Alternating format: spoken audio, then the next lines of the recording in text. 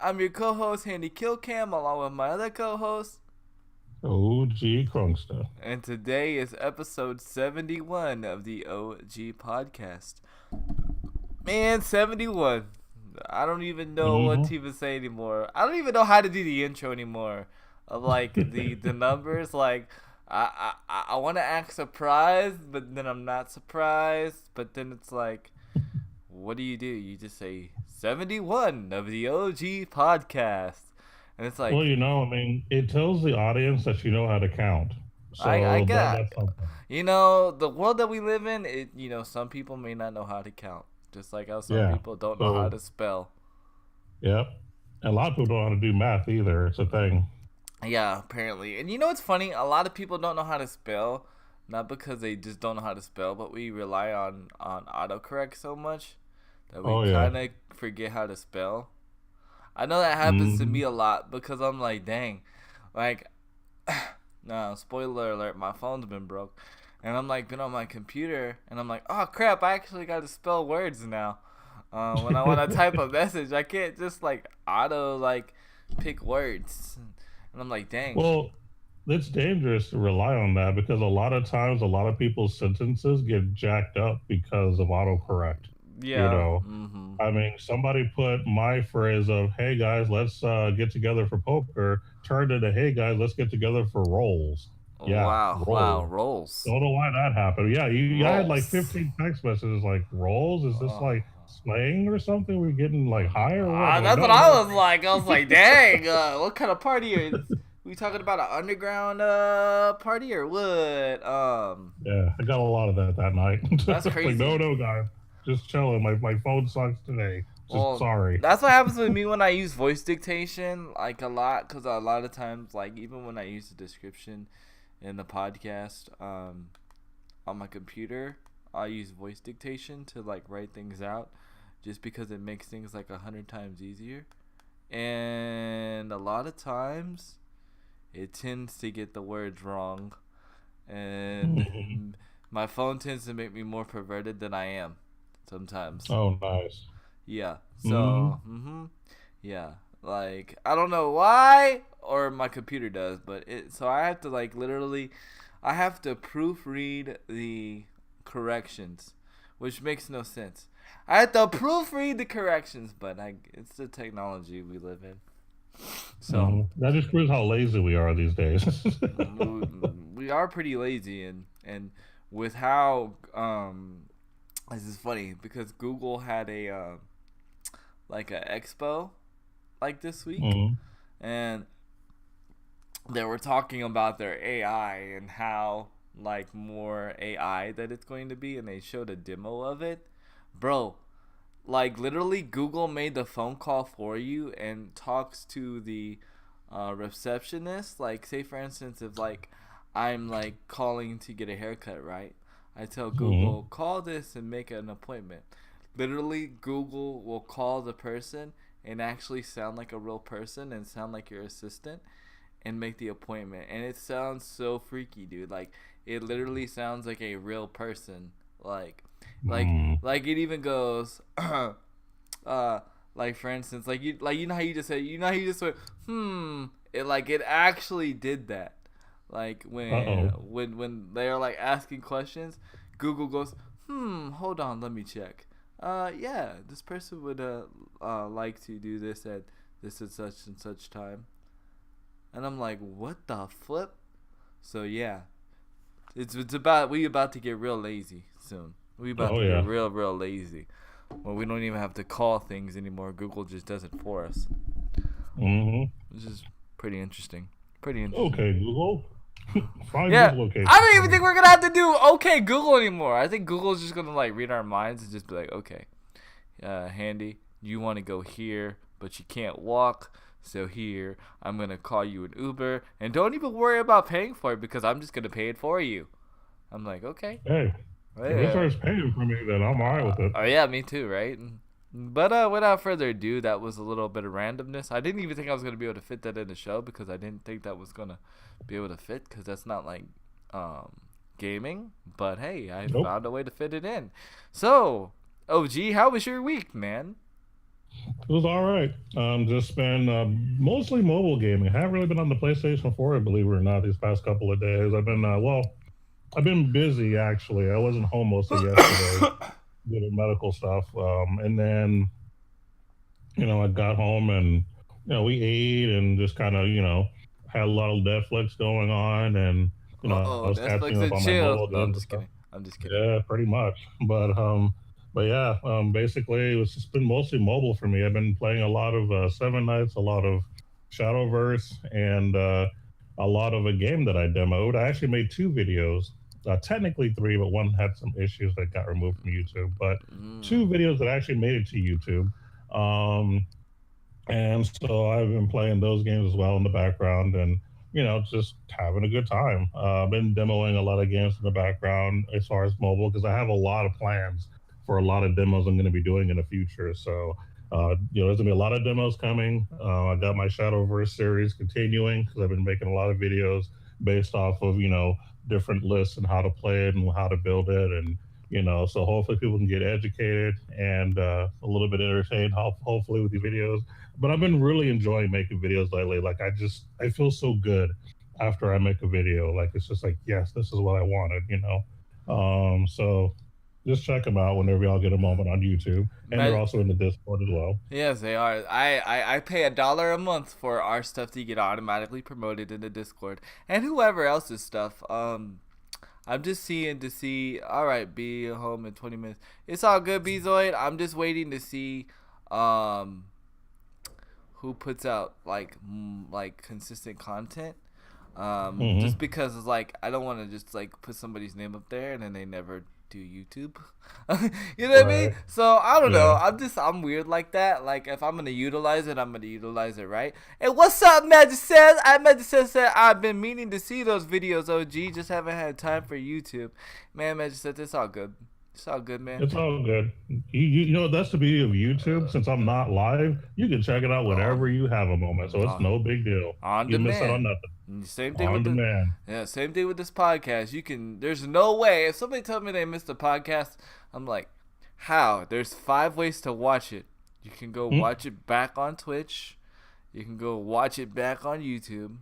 You can go watch it on Stitcher, or you can go watch, or you can go listen to it on Stitcher. You can go listen to it on SoundCloud, or you can go listen to it on um SoundCloud, Stitcher, and there's another one. I can't think, but yeah, you can go listen to. There's no way you should be missing the podcast. So definitely. You did a video on Busty Beauties or Beauties something. It was like a puzzle game. I thought that was very Weird, interesting. right? Yes, very weird. Yeah. I thought Yes. so too. Believe it or not, a friend of mine was like, "Hey, you should check this out," and I was like, "This looks really weird and perverted. I don't know if I want to do this, but it's not as bad as I thought it would be. It's Yeah. actually just a simple like game, but it's actually fun for me. I don't know what it is about it. It's just one of those. I think it's because it's so simple that I like it. Because a lot of the games I play, they take a lot of work, a lot of effort, and I play this game and I'm like, oh, I can just do this and do that and do this, and it's a lot of it is auto plays for you and I don't know. It just drew me in, and I still play the darn game. I don't understand it. Yeah, I I'm just don't know. addicted to it. I was watching it for a while, and I was like, "How am I watching this right now?" I was like, "Of course, it's your video, of course," but I was like, this is interesting. Different. Yeah, it's very different. Yeah, No, and it's not like the best in the world. no, Like there are other puzzle games I'm going to be demoing later that I think are 10 times better. I just kind of yes, wanted to start from the lower point and then slowly work my way up to some of the better ones. And yes. I think that it's going to open people's eyes to something different because everybody's seeing shooters and RPGs and all kinds of stuff. I'm like, I'm gonna start throwing some puzzle games in there because there are some that are pretty legit that I'm playing in the background. I just haven't done a video on it yet because I'm waiting. I want to give you time to be wanting it, and when I throw it out, everyone's Digest. like, yes, yeah, Yeah. let everything digest and do your thing. It's getting there. Mobile Gaming Digest with OG Crunkster. There we go. Look, I've That's got right. you all set Mobile up. gaming I digest. got That's you right. all, bro. Like, bro, I got you all set up. We can make you a whole brand. We got you, man. Um, man, I hear you. Shooters really over. Saturated gaming. Oversaturated. Yeah. Man, I don't even know if it's shooting games anymore. I just think it's Fortnite. Like, I'm so. Like, I could play Fortnite. Don't get me wrong. I like Fortnite. But I'm so sick of looking at Fortnite, man. Like, that's all my YouTube feed is, man. And I'm like, man, give me some. Give me some, like, news. Like, give me some gaming news. Like, I'm so tired of hearing about Fortnite or hearing the success of Fortnite. It's just annoying. In fact, I don't even think I'm gonna talk about Fortnite this week. Actually, you know what? I have to talk about Fortnite next week or this week. But next week, wow, I'm gonna say no Fortnite on the show next week. We're not gonna talk about Fortnite on the. I am doing a Fortnite blackout. It's just I don't know. It's starting to annoy me. Um, You say that now, and then something big is gonna happen like in 3 days, and you're gonna be like, "But I said I couldn't talk about I this today." know it's gonna I know it. suck. It's gonna suck, bro. Cause that's why I'm not right now. Cause I really don't want to talk about it this week. But they did something pretty crazy. I mean, we kind of predicted it, but not in this form. But I don't know. I'm just like, man. I'm just like, it's just so much Fortnite, and it's like everybody's like, oh, but everybody's like, like growing on Fortnite as far as YouTube, and I'm like, I guess I was like I've actually gotten more video I've gotten more views from my mobile gaming one of my mobile gaming videos that I did just to show you the game, which is Wild City. Then I've got Hmm. Do you know that video has almost reached over 2,000 views? That's funny. And I'm like, people are like, bro, like people keep commenting, make more videos, and I'm like, I don't even play the game anymore. I don't even have a phone. But yeah, so we can go ahead and start off my week. My week was pretty crazy. So I believe it was, I want to say Thursday or Friday. I go to bed, put my phone on the charger. Everything works fine. Hmm. Um, my phone is charging. My daughter brings me my phone in the morning like she does every morning. And I didn't think nothing of it because I'm just like, whatever. So I wake up and I'm like, what? I was like, my phone didn't go off. Like, my text message. My wife normally texts me when she gets to work. And that mentally puts me in my head, okay, it's 9 o'clock. I got like 30 minutes to get ready for the stream. Um, and I didn't hear the text message, and I was like, holy crap. I was like, I hope my wife's okay. And then so I go, check my phone. All of a sudden, like, my phone vibrates, everything's working, but my screen doesn't come on. And I look, and my screen's not cracked, nothing's broke. Nothing's wrong with there's nothing physically on the outside wrong with the phone at all. So I take it to, eventually, over the weekend, I take it to Best Buy. Best Buy says, yeah, you have your manufacturer warranty, so we could pretty much we can turn it in for you and all that, but it would take you a week. They said take it to the place in the forum called You Break It, We Fix It. They also do manufacturer warranties, and they may be able to fix your screen within an hour. And I was like, well, done deal. So I go and take it to that place, and we ended up showing up there like 10 minutes before they close. So they said, you can leave the phone here, and then we'll let you know Monday if it's the screen or whatever. And if it's the screen, we'll be able to fix it for you in an hour. And if it's not the screen, we'll just replace you the whole phone. We just gotta get a hold of Samsung, and then Samsung's gotta mail us the replacement. And I'm like, okay, good, whatever, cool beans, right? So we call Monday. Apparently, something happened to the whole phone that it wasn't my fault. They just said it was a manufacturer error on Samsung's part. I'm like, well, okay. So they're like, Samsung's gonna send you a whole new phone. We should receive it no later than Thursday, right? So I'm like, okay, and we'll call you and let you know when we get your phone. that way we can transfer everything over or whatnot and whatnot. And they said, first of all, they said, we want to let you know you are the first customer that we've ever had to have to call Samsung and have them replace the phone. And I was like, oh, well, I guess that's a good thing. I don't know, right? Which is really weird, right? So I'm like, okay, cool. Now, mind you, this is a company that Best Buy recommended to me, okay? Mm-hmm. So I'm like, okay. So all of a sudden, my father-in-law calls me at like, well, not me, but calls my wife at like 11 o'clock at night. Because we still, my wife still has like stuff delivered. Her stuff that's like in her name, she still has delivered in her parents. I don't know. Everybody in her family does that. Like, I don't know what it is, but all her sisters even do that. I don't know if it's like, I don't know. I don't know what it is, but they just do that, right? It's not made any sense to me, but whatever. That's how they roll. I don't knock it. And well, anyway, my father-in-law calls and says, Priscilla, you got a package here from Samsung. And my wife was like, what? And she's like, yeah. He's like, you got a package, I think, from Samsung or something. And my wife was like, why? And he's like, I don't know. And so he opened it, and it was my phone.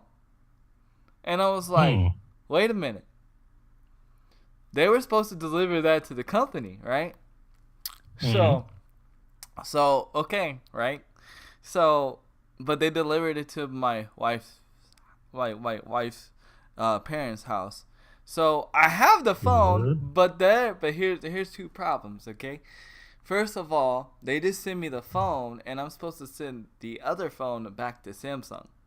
And if I don't send the other phone back to Samsung, then I get charged full price the new phone. And then on top of that, this other company still has my SIM card. So I have the phone, but I can't use it. So I have a brand new phone, but I still have no phone.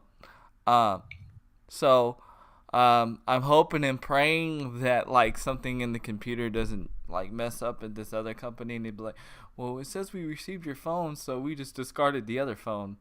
You know what I mean? You know, some crazy stuff like that. And my wife's like, why are you upset? And I was like, you don't understand. I was like, man, something could trigger something, and then they lose my phone. And then if they lose my phone and that other phone doesn't get returned, I was like, then I'm charged $900. I'm not. Nope. Then it doesn't become a free phone anymore.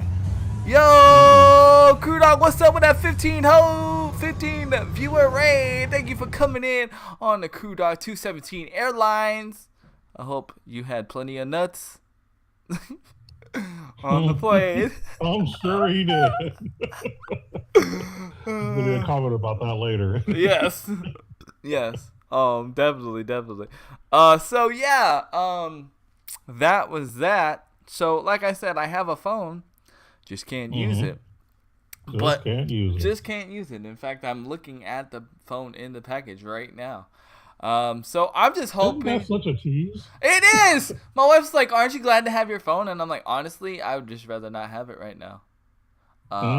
You know, lots of nuts served on cruise airlines. Well, yep. I could say something, but I'm not gonna go there. But you know, his last win was pretty nutty, I guess. Dang! Yeah, I guess he. Well, I'm not gonna go there, but the puns. I was really gonna say, go there, please. No, I'm not. I can't, man. I can't do it. But on a lighter note, I did get interviewed this week from Twitch United about Able Gamers, and go a little cat. By Twitch United. Actually, it was a really good interview. And it's actually up now, so if you want to, you can go to, I don't know the actual URL of Twitch United's website, but Twitch United, I got the link. I posted it in the Discord, So if you haven't checked it out, checked it out. It was pretty cool. It actually shot like it actually like took the unit like the interviewer's breath away. I gave a little bit of my testimony.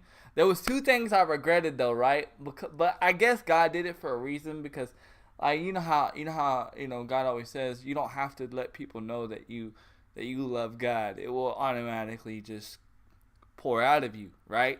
And so like they asked me this question and they said, "Well, how do you like stay so upbeat and stay so, with everything you've been through?" And I should have said God, right? That should have been what came out of my mouth. But I said a positive attitude. And I was like All right. I was like, once I said that, I was like, oh crap. That was like, I was like, okay. I was like, okay, God. I was like, I'm gonna just let you have your way with it. You know what you're doing than I'm doing. So, I mean, so it was my time to preach, man. It was totally my time to preach, and I blew it, man. But, Man. it was still a good interview. It was still a good interview. I definitely, but right there, like it doesn't matter because the God in me, every time I listen to that, I'm like, dang, dang. But and normally, like I'm on point right there. Like normally, I was on point, but and I'm just like, dang. But I'm like, you know what? I started thinking about it. I was like, maybe God has like a bigger plan, because like if they come to the channel, they're gonna know that I'm a believer in God because I talk about it on the stream all the time. I mean, come on, I'm talking about it now. So, I mean, maybe that was just a way to, draw them in more, I guess. I don't know, but God knows what he's doing. And so I just put it in his hands. But it was a good interview. Definitely should check it out if you haven't checked it out already. And honestly, Twitch United is doing some crazy things. I'm I'm over here trying to get into Soar and Optic Gaming, and like I'm sleeping on Twitch United, not even realizing. And I was like on their website the other day, and I'm seeing like, man, they're getting a pro Overwatch team together. They got a pro CS:GO team they're trying to get together. They got a pro COD team they're trying to get together. And I'm like, man, I'm sleeping on Twitch United, and they out here doing things. So they may be the next Optic Gaming. They may be the next Soar Gaming. They may be what I'm already in that I was trying to get into. So I don't know. We'll see what happens. So it's pretty cool. It's crazy how God does things. Optic Candy. Yo, if I ever got into Optic, that would totally be my name, Optic Candy.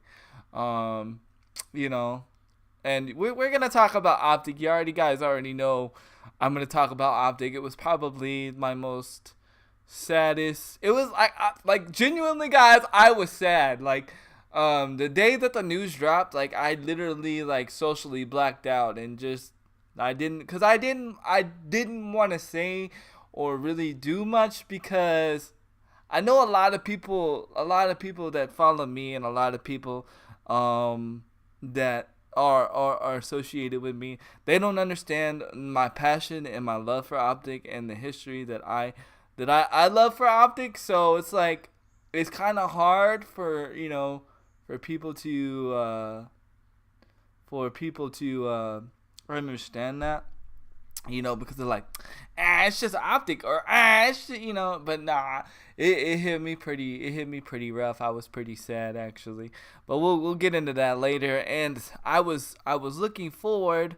What up, Stoudemire? What good, man? I was looking for the H1Z1 beta to drop this week. Totally changed my stream around and to play PlayStation on Monday because that's when the beta was going to drop. And yeah, guess what? H1 trolled us. And so there was no H1 this week. But apparently, it's for the first set of group, it's supposed to be on the 9th, and for the second group, it's supposed to be on the 17th. But then the actual free open beta, the actual free game, comes out the 22nd, and I'm like, why do that? Like, I don't understand why do a closed beta from the 9th to the 17th and then release the open beta the 22nd. Like, you might as well just just wait and just release the open beta. I don't know. But, so, I was looking forward to that. That didn't happen. And my foot's been getting better. My foot's about 80% better. But I'm used to sitting in the wheelchair now, so I'm just sitting in the wheelchair.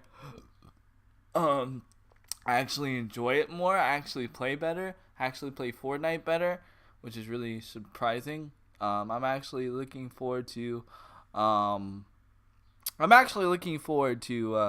seeing how I do this week, or not this week, but this year in Black Ops, considering how much I play better while sitting in the wheelchair.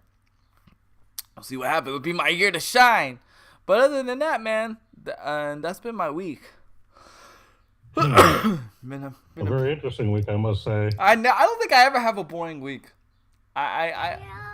Yo, Josie B, thank you for that host. I don't think I've ever had a boring week, man.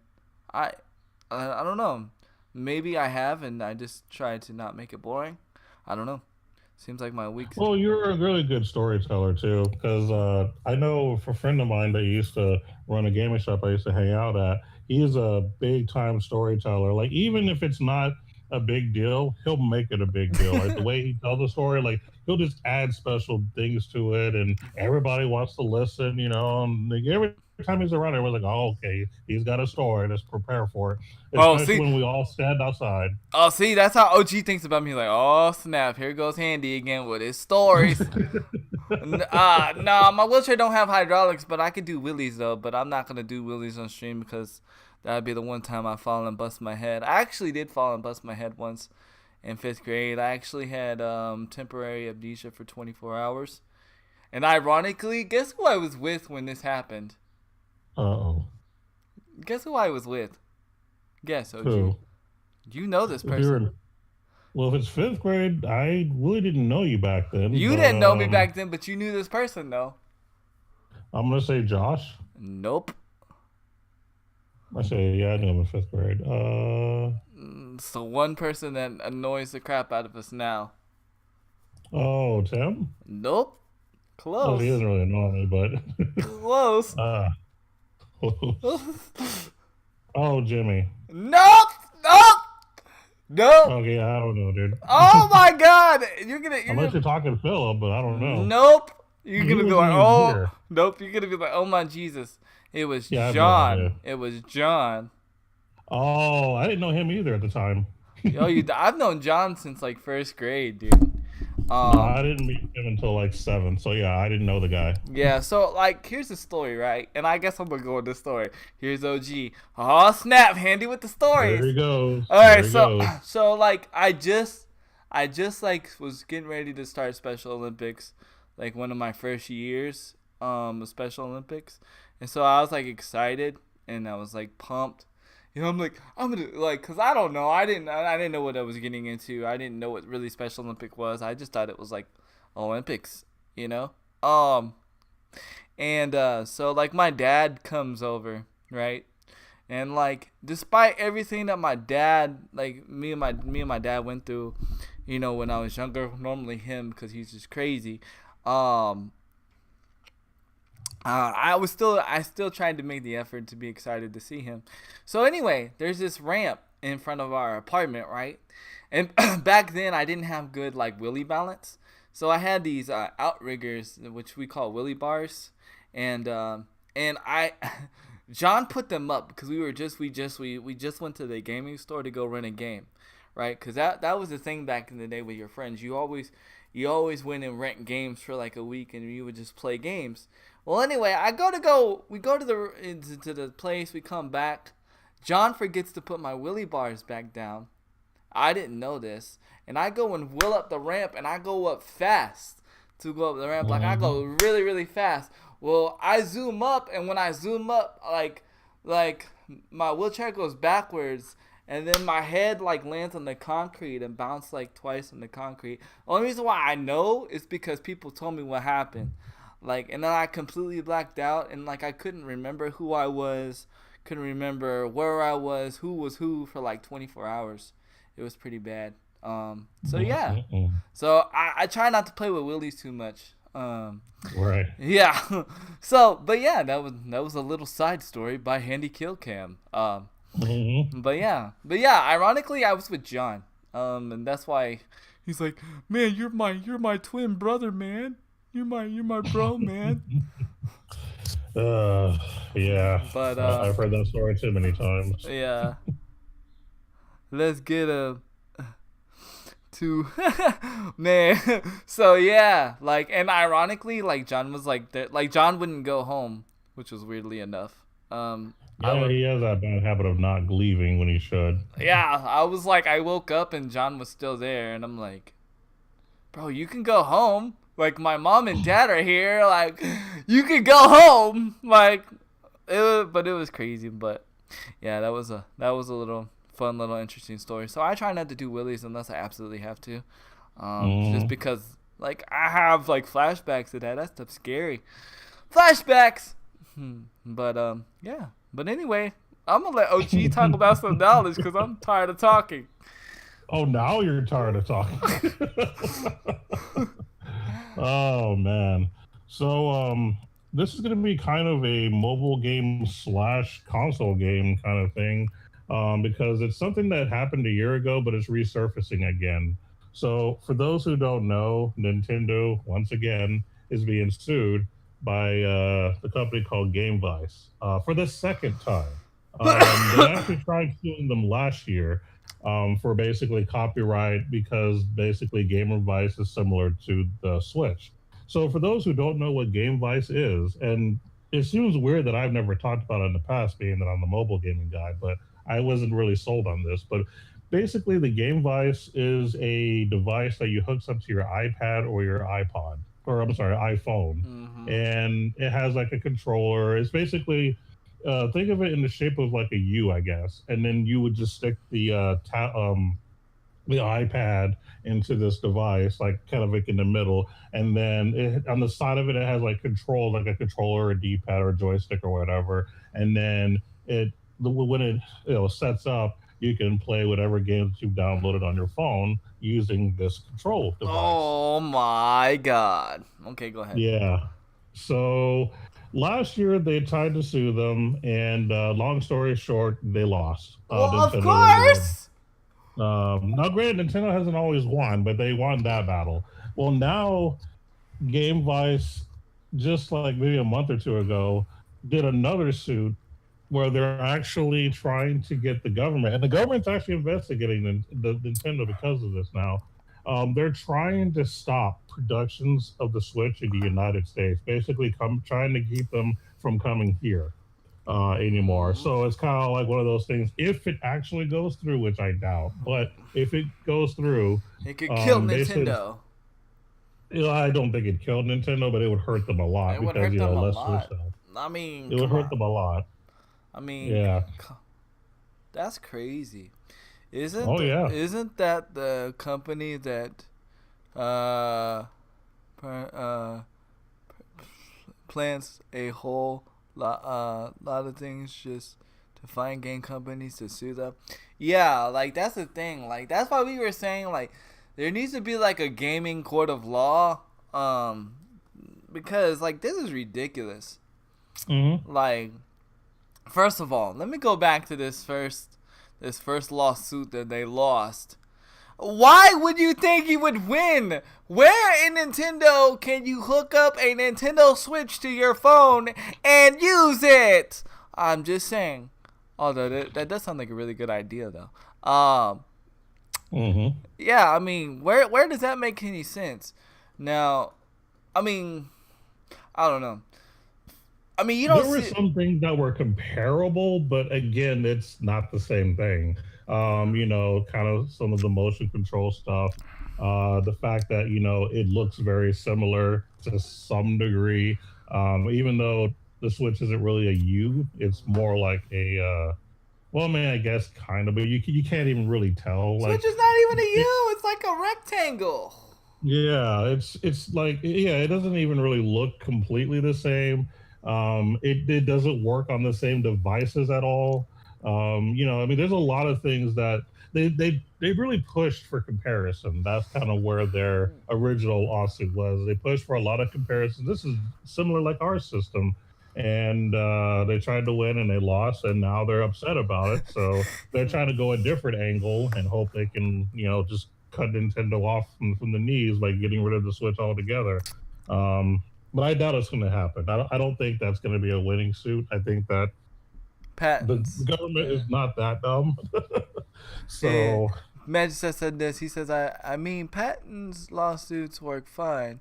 It's more like there needs to be more defined laws about creating a patent just to have your idea sold and being able to actually produce said product.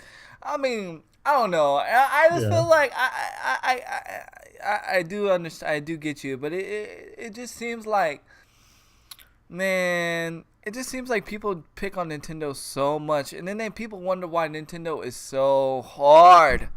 Like why Nintendo doesn't allow certain things to be like streamed, as far as like the whole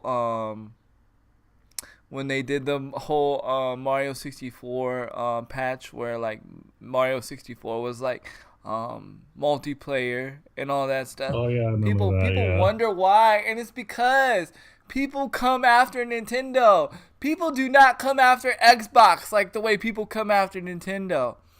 People don't come after PlayStation the way people come after Nintendo, and that's why Nintendo fights so hard. Um, yeah. it's The crazy. struggle is real with Nintendo. It really is. I mean, but yeah, Microsoft's right. I mean, yeah, I mean, patent laws are a thing. I mean, you really need to, structure what you have, put it out there, so that when someone does try to sue you, be like, boom, here it is. I don't even have to come up with argument. You can just look at this patent and know you've lost. That's There it. isn't even more clear, defined patents, not just things that are super vague. Because that's why Nintendo gets hit a lot, is because a lot of their patents seem vague. So I kind of see the point. I mean, it makes sense, and yeah, they need to get right to the point saying, this is it, this is it, this is it. The lawyer needs to go through, because this is what lawyers get paid to do. They need to go through and be like, okay, you need to include this, and this, and then boom, you're good. Now, the person that did used to represent Nintendo is now retired. Otherwise, they wouldn't have a problem to begin with. But now that he's a person is no longer representing Nintendo that used to defend them hardcore and almost never lost. He's no longer in working, so he's just chilling now. So now Nintendo has to look for others to kind of help defend. 100 lawyers against one. That's what Steinmeier said. Good luck trying to sue Microsoft and Sony. And then he said they got too much money. That's why. I mean, but I think people hate on Nintendo because if you think about it, Nintendo's the only one that thinks out of the side of the damn box. I mean, they think out of the side of the damn box so much. They said, you know what? To make things even cooler, we're gonna think of so hard out of the box. We're gonna make it to where you can actually make things out of cardboard boxes, and it works with our technology. What? What? And best believe a lawsuit's coming. Someone's going to be like, some random company who has something to do with a cardboard box is going to try suing Nintendo probably within the next 6 months for patent law, saying no. Those were my cardboard boxes. You stole them from my warehouse. I didn't give you the right to use my cardboard boxes. You can't mass produce them. Those are my trees. Or you gonna have somebody from like some health nut or whatever. I don't even want to be offensive, but the only way I know them as a person that loves trees, so I'm not even gonna say the word. But you're gonna have somebody that loves trees and be like, well, you know how many trees you cut down to make those cardboard boxes? Nintendo, it's coming. It's coming. Lawsuit. You know it's coming. Lawsuit incoming. Box cutter injuries will be on the rise. Oh snap! Oh You got to pay for all my medical bills. For real. For real. Oh. Nintendo doesn't have. Wait, what did he say? Dump. I can't say your whole name. I'm just gonna call you Dump, but I find that offensive if I keep calling you Dump. But I mean that's your name, so I'm calling you Dump. Dump says Nintendo doesn't have same persistence in America it does in Japan. I love Nintendo. By the way, not a fan of the cardboard. Are you not a fan of the cardboard? I mean, you're not a fan of the I don't blame them. And yeah, the presence in America is not as strong as it is in Japan. Like the Nintendo Labo did actually sell better in Japan, a lot better, because they're into that kind of stuff more than we are. It's just here in the States that the Labo is kind of failing. I mean, let me put it like this, right? I'd rather get. I know now, but this is what I'm gonna say. I know you need the Nintendo Switch for the Labo to work, but I would rather give my daughter my 6-year-old daughter a Nintendo Switch for a Nintendo Labo than just hand her over a Nintendo Switch. And I think that's what it's trying to do, because if you think about it, right, like kids nowadays, like video games already give them the imagination. Like they don't have to really think and have their own imagination, but Nintendo said, you know what, we are going to give children their imagination back and they get to use video games at the same time. That's genius. You know what I'm saying? Because what I mean is like Fortnite, I mean, you can't really use your imagination because there's so many rules in Fortnite. Even though there's like really not rules in Fortnite, there is rules in Fortnite. Like, you know, you can only do what Fortnite physics allow you to do, right? So you're limited. But in a child's imagination, when it comes to like those cardboard box things, I mean, you can practically come up with anything and put it to life. Now, if they did something, now imagine this, right? What if Nintendo and Lego partnered? Oh my Jesus! And they did something with Legos and the Nintendo Switch with the technology that they have. That'd be pretty interesting. Yeah. That sounds interesting. You're right, but I don't know if Nintendo. Well, I guess for the sake of not getting sued, they have to partner with Lego. That would be the only reason. Because I mean, you know, Nintendo is a toy company in general. Like they were in the toys before they even did video gaming. Video gaming just came later, believe it or not. So I mean, Nintendo knows a thing or two about toys, which is why they could be so creative. But yeah, I mean, for the sake of not getting sued, they would have to partner up with Lego in order to do something like that. But I think that would be a good collaboration. I think it really would. I think it really. Oh, would. I don't know necessarily how to integrate that. I wouldn't either, but I'm sure it's possible. I mean, I guess if you did certain patterns, it would allow you to do something on a game. It had to be part of a game.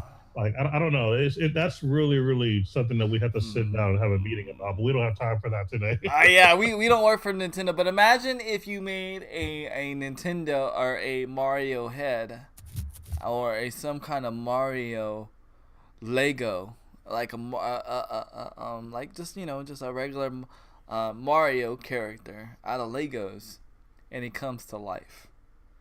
That would be dope. Or a Yoshi, or a Toadstool, or whatever, you know, some kind of Mario character, iconic, you know, it's got to be some Super Mario related, because I mean everybody can relate, and that's a way for them to cash in on the Mario, you know, and the Mario comes to life, and you know, and yeah, that would be pretty cool.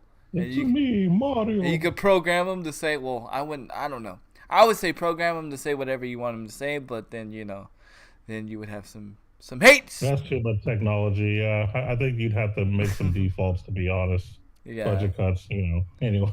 I owned every console until the Wii U. It's just too expensive.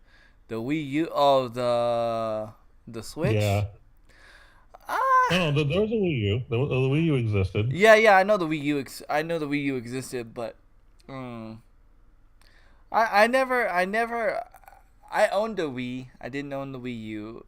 I kind of want to own a Switch, but it's weird. Like I want to own a Switch to take a break from gaming. When I mean, or like from streaming, like I feel like I would play my Switch during the downtime. You know what I mean? Yeah. If that makes sense. Right. I wouldn't play it for my like it wouldn't be like my main game system. My main game Yeah. system would either be my PS4 or my Xbox. Hmm. So I mean, I've thought about getting a Switch. In game, you can add joints, engines, whatever. That's cool. That's cool. So yeah, I mean, shout outs to Nintendo. I've always had love for Nintendo, just because. Oh yeah. I mean, if it wasn't for Nintendo, we wouldn't even have what we have today. Um, you know, Nintendo put Nintendo put gaming back on the map when Atari almost killed it. Um, Yeah, that's true. I watched the documentary on that. Oh, so you saw that too? Okay. Yeah. Yeah, it was a good documentary. It Yeah, was a and good you can find a lot of gaming documentaries on on YouTube. Oh, not YouTube, but Netflix. Sorry. Netflix. Yeah. Oh, so that's another thing I watched. I watched the Karate Kid. I watched the Karate Kid new series on YouTube. Um, Ironically, YouTube sucks you in. You only get to watch 2 episodes for free, and then the Ah, rest of the episodes you gotta subscribe to YouTube Red. But ah. I kind of worked my way around it. I can't explain how, but just I'm gonna just say this: get Cody, get Cody. You'll find your way. I Mm, watched it. It was pretty cool. It's actually better than what I thought it was gonna be. mm, I actually okay. enjoyed it a lot. Actually, it was really freaking cool. I was like Handy, and threw my money at the screen for a Wii U, but unfortunately, I went one step further and actually threw my controller at the Oh wall. no. Oh my god! I, Oh no. oh my god. Well, one time, I was playing on my Wii, and I was playing bowling, and it actually flinged off my wrist, and I hit my mom in the face with a freaking Wii U controller. Whoops. I mean, not a Wii U controller, but a Wii controller. The Wii controller. Yeah. Wii's are very dangerous, man. They go Wii and hit somebody in the face. Oh yeah. There's a reason. That's called Wii. No, Yeah. I never had that problem. I mean, because yeah, we had a lot of Wii bowling dice with the group that I was chilling with, and we did a lot of the Wii sports stuff. And thankfully, nothing ever happened to us. At Well, least not while I was there. here's a problem. I was thinking the harder you threw your arm, the faster the ball went. Until I got Oh no. older, and then until I got older and realized, nope. I was like, dang. Mm-mm. Yeah. Yeah. Yeah, because honestly, you could just sit down and kind of just move your wrist a certain way, and things could happen. But for the sport of it, whenever we did Wii bowling, we actually just for the sake of pretending we were in a bowling alley, we actually did the walking motion, and then actually, threw our wrists up as if we were really bowling. Yeah. We did that just for the sport of it more than anything. Like we knew we didn't have to. It was just more Hmm. fun that way. That's cool. That's cool. It's weird. Like there's always games that I don't mind playing, and it's one of those games is bowling. I don't. Yeah, I always even back in the day we used to play bowling on the PlayStation 2. Was it? yeah, we did that. Yeah, Well, I'm and not sure if it was PS1 or PS2, but it I was think one of I those. think it was PS2. I think it was Okay. PS2. Cause I would say it was PS2. I don't remember, but it was fun. It was so much Hmm. fun. We would like do We like even used to play pool as well. We used to see yeah. pool on the I actually PlayStation 2 had and pool on the everything. PlayStation 4. There's a free. Yeah, There's it was a on the PlayStation 4. Wow. yeah. There's a what is it called? King's Hustle or something like that.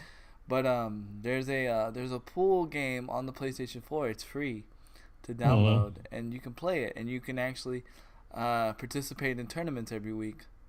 That's cool. Yeah, it's really cool actually. The only thing I don't like about that game, and can't nobody explain to me why, but I cannot put chalk on my Q. I don't know why. I've done exactly what it says to do. I've shook the controller. I've done everything. And my controller, and I don't get the Q. And then when I play against St. Lou, and St. Lou kicks my butt, what does St. Lou to do to troll me? He Qs his stick. He puts chalk on his stick. He puts chalk on his stick and gets the winning shot. And I'm like, yeah, that's because you can put chalk on your stick. And I can't! And apparently, but... I mean, it's still a good game. I enjoy it. Okay. It's one of those. That sounds so dirty. Hey, you should have really dirty. you should have heard it before when Crew Dog came in with a bunch of nuts on the plane. The sequel to Snakes on a Plane. Anyway. So what's up, Bezoid? How's it going there? It's going pretty well. We're holding down the fort over here, man. Yeah, I see. I heard you a little Fortnite it out. A little bit. As far as content wise, like as far as watching it, like I don't mind playing it. Like yesterday, I had fun playing it when we played it. It was fun. But as far as bro, you know, I get a lot of my news from like YouTube, some YouTube sources and stuff like that. But when my YouTube feed is full of nothing but Fortnite success and Fortnite this, Fortnite that, they're trying to ban Fortnite in this city or country or whatever, or another lawsuit with Fortnite, I'm just like, I'm so tired of Fortnite and seeing stuff on Fortnite on YouTube. It's like, it's just all YouTube is now for me is Fortnite. And it's like, ugh, I don't want to hear about Fortnite right now. I've had that with God of War, because with my YouTube feed, everything is about how awesome God of War, even though it is. I'm not saying that I'm burnt out or anything bad about it, but what I'm saying is he's saying nothing but Fortnite. I'm saying nothing but God of War, and I'm okay with that. I would rather see more God of War than Fortnite. Let's see. May is a real slow month on information. Well, games coming out in general. Yeah. Like the biggest thing right now is the biggest new game coming out. It's not really a new game, it's an expansion, and that's Destiny 2. Everything else is like smaller, you know, games. Nothing like a big pop like Fortnite and them. So that's why you're gonna see that for a while. You're probably gonna see that for another month or two. Yeah, until let's see Red Dead. Oh, Red Dead. Red Dead. Yep. Red Dead, Spider-Man, yeah. Yeah, Red Dead, Spider-Man, Black Ops 4. Smash Brothers on the Switch. Dude, there's so many good games coming out. Oh, the game of the year for this year is going to be ridiculous. Like, it's going to be a war between like God of War, Monster Hunter, and I think God of War, Monster Hunter, and Red Dead. That's what everybody's saying. And I think if Spider-Man does well, I think Spider-Man could be a contender too. Maybe. I don't think it can. I think it's got a niche. It's gonna be awesome to play, but to compete against those other ones that we just named, yeah, it's gonna take a lot. I mean, if they had a top 5, it might make top 5. I'll give it that. If they do a top 5, it'll be maybe number 4 or 5. I'll say that. Odie's, are you serious? Wow, Odie says God of War is crap. That is blasphemy. Oh my god! Wait. Nice. She's an Xbox player. She don't play PlayStation. So oh yeah, and this is she don't get counted for that. This is no offense to Odie's, but this is also the person that says Fortnite is play to win. She swears up to down that Fortnite is pay to win. I've yet to see proof of her logic, but that she is a strong believer that the more skins you have, the stronger of a Fortnite player you are. Well, see, the thing is like, I think she's trolling with that, though.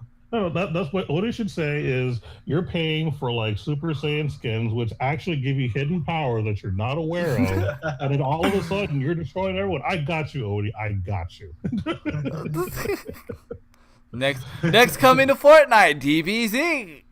If it happens, we called it. That's all I'm saying. But Odie's is coming in with fighting what she does. She always does. She did yesterday. She was like, I'm about to uninstall this game again.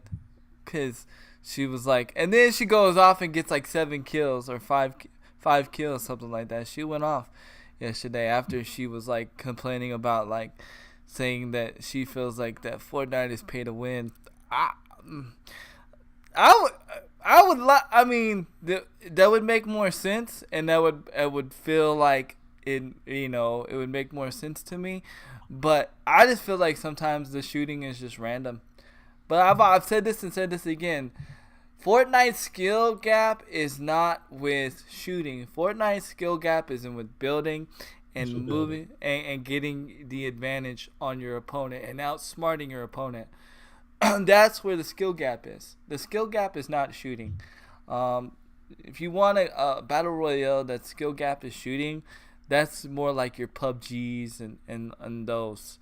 And PUBG just, even though the skill gap is shooting, the as far as console base goes, the console can't keep up with it. So I mean, it's still, even after the update, I still struggle to play PUBG on the Xbox One. So unfortunately, PUBG. Yeah, I agree, DV. I agree. PUBG skill gap is camping. It's camping. I guess, but you could do that in Fortnite too. Remember? You can camp in Fortnite when somebody got a rocket. No, you cannot. But you can camp in. You can lay down in the grass. You can stay in the house. You can point your gun at the door, waiting on somebody going up the stairs. You can do all that in PUBG, and you can't do nothing about that. Them bush skills, though. They there are bush wookies now. I agree with that. For Otis says they need to remove the building and ban mouse and keyboard and remove weapon variants. Then it wouldn't be Fortnite. It wouldn't be Fortnite. Building is what makes Fortnite Fortnite. You wouldn't. It would have to be Bush Night if it wasn't, building. Bush Night. Where the night gets the bush on the weekend. You got it. Oh, and I wanted to say I did listen to your interview. Andy, I listened to it. And, it was inspiring to hear. Thank you. Even though I punch myself in the gut every time I hear that question. So, how do you get through? How do you stay so uplifted? Positive. I should have said God. Because that's really the truth. And I said positive attitude. But it's true. It is true, but it's mainly God. What do you think about this? I don't know what. I got him. DV coming with it again. Breaking news from DV. Uh-oh. What if they allow a certain number of built places within a certain radius of a player? That would be kind of hard to configure, wouldn't it? Yeah, that just seems complicated. That's very complicated. And I'm not trying to be like, I'm trying to be like Aveline of, why you gotta make things so complicated? I'm not trying to make things. The only thing, the only thing they could do is the whole, taking the keyboard one button thing versus the controller. But then they have all the crybabies on PC, so it just got to deal with them. Just got to deal with it. Yeah, I mean, it's just how people are gonna That's why, like, people that play the game a lot, they're gonna just. I mean, we're always gonna want new ways to play the game because I mean it gets stale to you guys. That's why I try not to play it so much, and I play games like Brawlhalla off stream or Overwatch. Um, I think the balance patch would be better to increase the amount of materials needed to build. Well, here's the thing that bothers me about the whole building thing on console. It still bothers me that we still have to hit 2 buttons and PC only has to hit 1 button. We have to bring up our building thing, and I know there's no way to get around that. I understand that. It's cool. But in that, go ahead. Sorry. But I was reading what DB said. I said after. Go ahead. Okay, like that's where the problem is, and that's why PC is so much easier because you still have to bring up your map on console, or your building whatever thing you call it, your blueprint thing. On PC you don't. You just gotta hit like whatever button you time it to or tag it to, and it comes up. I've heard from people that play on PC you don't have to bring up the build menu at all. Is this correct, Bzoid? Because I think you've told me. I asked you that, right? Yeah. You don't. You could just hit the button. Yeah, Well, you have like a hotkey, right? Yeah. No. You can hotkey it and you just hit the button twice. Yeah, exactly. And that's why it's so much faster. And I feel like that's where console is behind. But I mean, there's no way to fix that. You know what I mean? That's why I don't complain about it, because there's no sense of complaining about something you can't fix. So comparing it to 1C4 is different because we're talking about 2 different genres, from multiplayer shooter to a big overall world of battle royale. The what's the word? The equation of how to do that with the zeros and ones may be different. You get what I'm saying? Of how to actually implement it. It might not be as easy as they did with the C4. And we're talking about skills. When you're talking about how much building, because that's what it's called. Fortnite. It's called Fortnite. It's meant to be about building. Right. Unfortunately. Right. So to be able to limit them, I don't know if it'd be easy. Finding a way to balance it, I'm with it, but we just can't throw out just random, crazy stuff like, Justy B puts too much faith in Epic, man. You put too much faith in Epic. One day they're gonna let you down so hard, and you can be like, "Dang, they can do anything." Dang, they can't make a Call of Duty game, that's for sure. The reason, that is a thing, myself. That's the thing that PC players got. They can macro. And MMO players know it well. MMO players know it very well. They can do a lot with the macro. Yes, you're right, Otis, but you have to realize the Battle Royale wasn't even going to be a thing for Fortnite. They decided to make it a thing because nobody was playing Fortnite, and that's what separates. That's what separates Fortnite from the rest of the BRs. I mean, that's just facts. Facts on facts. So, Bzoid, I gotta ask you a question. Since I found out I don't have the season pass for Destiny 2, my question is, how do you like this new update? So far, I'm enjoying it. I'm thoroughly enjoying the fact that we got a higher level. Okay.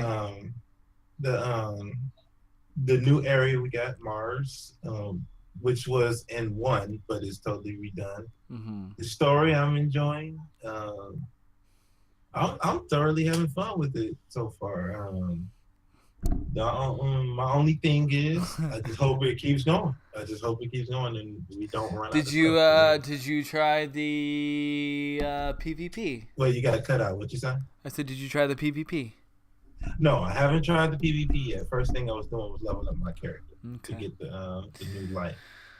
After that, I'll be trying PvP and this that up. More facts. Comparing any console game to its PC version is like comparing apples to oranges.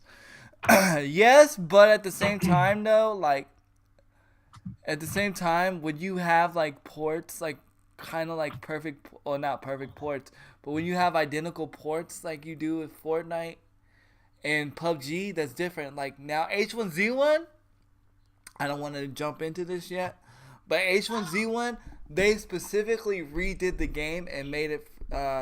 They specifically made this version for console and console only. So like if you played H1Z1 on PC and then you go and jump on the console version, it's a completely different game. I was like watching a video of it yesterday because there's some people that are already getting to play the game, and wow, I was actually really impressed. And I actually not only did I listen to their versions of what makes it different, I actually watched a game from it from the PC standpoint, and then I watched another game from it from the console standpoint, and the game is completely different. So when you have like a direct port, I mean, they're trying to make the PC version like the console version, or the console version like whatever. You know what I'm trying to say? So, and that's where PUBG dropped the ball, because their version wasn't already optimized for PC, let alone was their PC version optimized enough for the console. And I'm telling you, if H1Z1 does as amazing as it looks, and from what I've seen from the console version, even though it lacks some very good things that I need for a good battle royale game, PUBG's gone. PUBG is like rest in peace. I agree with you, just even. Biggest thing I have a current for is that's my biggest thing. That's my biggest thing. That's what turns me off. That's what turns me off to Fortnite, is because I feel like, and this is weird, right? I feel like I can't get better because like I can't figure out what I need to do to be better as far as shooting, because the shooting feels so random.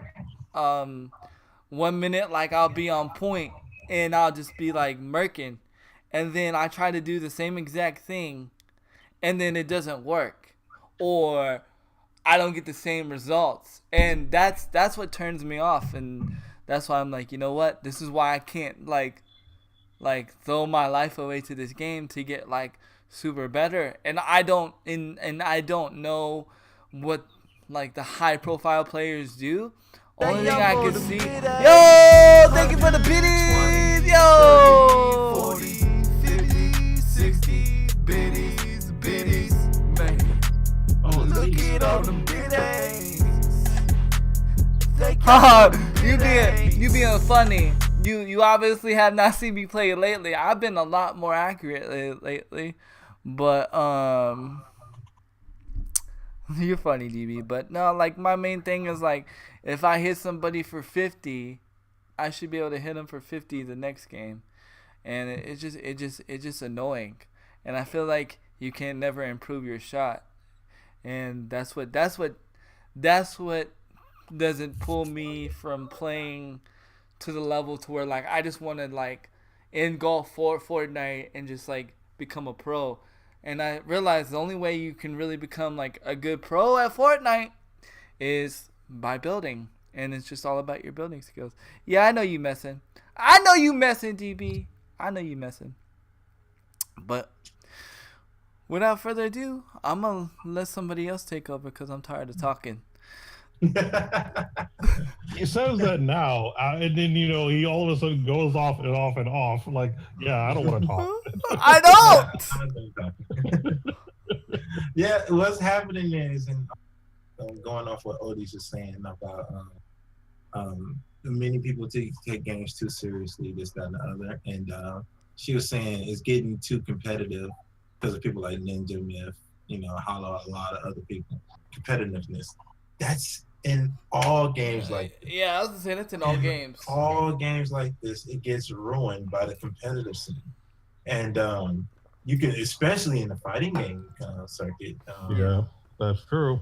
And that's why a lot of people play fighting games for a little while and then stop, because it gets the top players, they get the cheap stuff, and then everybody watch them do the cheap stuff, and then they copy the cheap stuff, and then people like who are casual or the normal players who just want to have fun and try to get as best as they can, they get annoyed because all the cheap stuff that people are copying from pro players, and then people stop playing.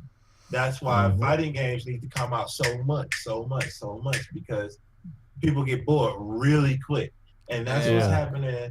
And that's what's happening in Fortnite, because you got the top players who are bored at being top players, and then you got the normal players who tired of being tired of playing people who are trying to copy top players. And everybody's like, oh, enough. And we're gonna keep doing that until we find a game where we don't just copy other people. I mean, you're supposed to be playing the game to have fun. But that's America, though. That's America. I feel like I wouldn't even say America. That's the world. We always like, it's part. I don't know. And I could be completely wrong, but I feel like that's part of our human like nature. Sometimes we tend to. Like not intentionally copy it, but we digest it, and we kind of copy a little bit of it and make it our own. I don't know. I heard it. That's how I feel. Yeah, the thing was, we didn't used to do that. It's just the generation now has become that. And it wasn't like that before. Back in the 90s, you didn't see stuff like that. Right. And I don't know why it's become that way. I actually agree, because that's why we got so many micro right now. That's why games are getting like melted so quick. They play for about a couple months, and then people are complaining, and you go, we got nothing to do. We're bored with this. That's because we played all day. And when somebody said, let's play something else, I don't feel like playing that. I'm gonna play this, but I'm tired of this. You know what I'm saying? Yeah. We got to get out of that. One thing that people have done to alleviate some of that is make a mode of ranked and then casual. You know what I'm saying? And, Overwatch. Overwatch does it. Overwatch does that. Even Call of Duty did that. They had the GBs and you had the regular. So. And card games do it as well. Like Hearthstone, they have their ranked mode, and then they have their like just casual mode where you can just play people that aren't trying to be super competitive. So I mean, it is a model that gaming companies are trying to adapt to prevent this issue. At the end of the day, as gamers, we are the problem. I mean, let's just be real. We are the problem. The companies are doing their part. We're the problem. Now, let me. Now, I'm gonna throw a curveball in the mix, right? Do you think that's what Fortnite's limited game mode is? I have no idea. Like, you know what I mean? Like, Epic always throws something.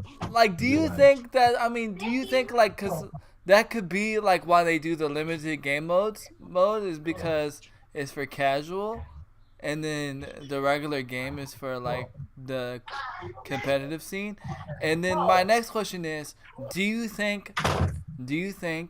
honestly think Fortnite needs a rank mode? Do I think Fortnite needs a rank mode? I would think so, but I don't know how they would do it. I don't either. Unless they would copy H1, or the PC, I'm talking PC. The H1 ranked mode is actually pretty good. Because the thing about it, if they did that, you're splitting up your player base, right? Right. And then you're gonna have some people who's still gonna be the trolls, still going to, who should be playing ranked, going into, regular mode, just trying to stump casuals. And, and no, I'm not talking about your copying match stuff. No, so it's a fine line that is going to be a problem to figure out how to do that. I know other games is better off doing that, but other games are mostly team based, while this one isn't. Well, Right. unless you're doing squads. Unless you're doing squads, but I I'm mean, talking about like solos and duos. Like, which would they put in there? Like, what would they put in the rank? Solos, or would they put squads in the rank? Which one? I would say duos and squads. I would say duos and squads. That's what I would That makes say. more sense. Yeah, duos and squads. Duos and squads. I don't see And solos. let the free for all be the Regular. casual part, because if you're trying to divide 100 players into 2 different modes, are you really going to be able to constantly have the 100 players that you want at all times? I mean, I don't know necessarily how it works, but it seems like that you're going to be really dividing the audience a lot. And then if you're still doing the squads and the duo, you're going to kind of lower your player base. It might not be as consistent. I don't know. But I think that, yeah, if you just let the free-for-all, like the 100-man battle royal, let it be the casual or whatever, and then let the serious play be the duos or squads, I think that would be a good way to at least, that would be the balance, really. Yeah, I mean, and then DB said he would like to see like game modes like TDM. Yeah, I get that. Like H1Z1 has a mode, and I found out they are bringing it to console. Hashtag spoiler. They have a game mode where like it's just like you just spawn in, and you can just shoot people, and it's just to practice your shot. And I feel like that's what Fortnite's missing. Go ahead. There's a difference, myself, between you saying you just want to chill and kill in casual mode rather than going to rank, than the sweaties who come in with a full rank team, who come in and try to stump everybody. Like Overwatch. like coming in with a 6-man team playing regular mode. Like and they are like high level dudes. Mm-hmm. And you get what I'm saying? That's what I'm talking about, like fully stacked teams. Mm-hmm. But then again, you were saying you should do duos and squads and rank. But what about people like Ninja who just want to play and show they're the best? They won't want to do solos. I mean, you can't cater to everybody, B-boy. That's the hard part about it. That's what I'm trying to say. It's hard to just say what mode or what rank to do. It's going to be hard. And I feel like that's why I feel like that's why Fortnite hasn't become an esports yet. Mm-hmm. Because they don't even know. They don't even know, because I mean they don't even know. I mean PUBG is becoming esports or whatever, but even they realize that they ducked up there. I mean, it's not really, I don't know, to me PUBG esports is not really a thing. I mean, it is a thing, but I mean it's just not blown up yet, and I think they don't want to make the same mistakes as PUBG did. So I mean, there's a reason why we haven't seen Fortnite esports yet. I mean, trust me, people want it. Teams want it. People are already making teams on the side, but can't do nothing without rules, man. Can't do. And it's so hard because, I mean, how do you, like, what do you do, like, with, because there's so much randomness involved in that with the circle and everything. Like, you know what I'm talking about? Like, the circle and stuff, there's so much. You could rotate rank mode. Wait, you could rotate rank modes, solos, duos, squads, 1 week at a time for each, and they could actually follow it and do true ladders. Opportunity knocks. I mean, honestly, I think it'd be better monthly as opposed to weekly, just to give people time to actually, get together. Because, I mean, if you do it weekly, you're going to really limit certain players. So, I mean, that's not a bad idea, but I think monthly would be better than weekly. That's my only suggestion there. Mm-hmm. Yeah, like a season. Yeah. Otis says, if Fortnite becomes an esports, if it really does, I quit Fortnite. Well, you might as well quit, because it's going to happen. I just don't know when. They're making teams on the side. I mean, Optics already talking about made a team. FaZe has already made a team. I believe LG's made a team. I don't know. There's Fortnite teams already in place. Getting ready to be in place. They're just setting the rules. And I think freaking what's his name's gonna be a freaking commentator for Fortnite. Ninja. I think that's why he did his whole little showcase thing. But I don't know. What do I know? I just speak things, and some things come to existence, and some things don't. But yeah, like the Avengers thing, the superheroes thing. I might as well talk about it. For those that don't know, me and Bezoid were talking about superheroes coming to Fortnite, and a lot of people said it was gonna happen. A lot of people said it wasn't gonna happen. Did happen? Not gonna happen. Well, it sort of happened. And a limited time game mode. You can play as the Avengers villain in the new Avengers movie, but you have to go and find the glove. Not gonna try and give too many spoilers because I know Bezoid has not seen the movie yet, and I don't know if everybody's seen the movie, but there's a glove that the villain wears. I'm not gonna say what's in the glove or whatever, but you gotta go find the glove in the map.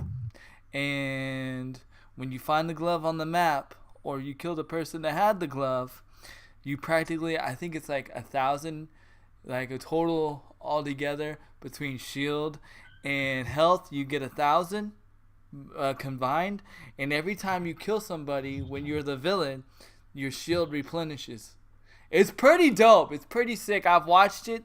I've tried getting it. I haven't got it yet, but it's pretty fun. It's 800. Yeah, it's 800 health and 200 shield. There you go. Yeah, so it's pretty dope. It's pretty freaking OP, but I mean, if you want to have fun, I mean, why not? Sometimes it's about fun. Yeah, sometimes it is about fun. I was watching a lot of videos on it because, of course, my YouTube feed is full of Fortnite videos. It's pretty cool. Bezoid, if you kind of want to know a little bit of the spoiler, I would say go and play it. But if you don't want to know any of the spoiler of the movie, don't play it. I know all about the Gauntlet. Okay, you already know about that? Okay, then you're good. Yeah, everybody know that. I mean, not everybody.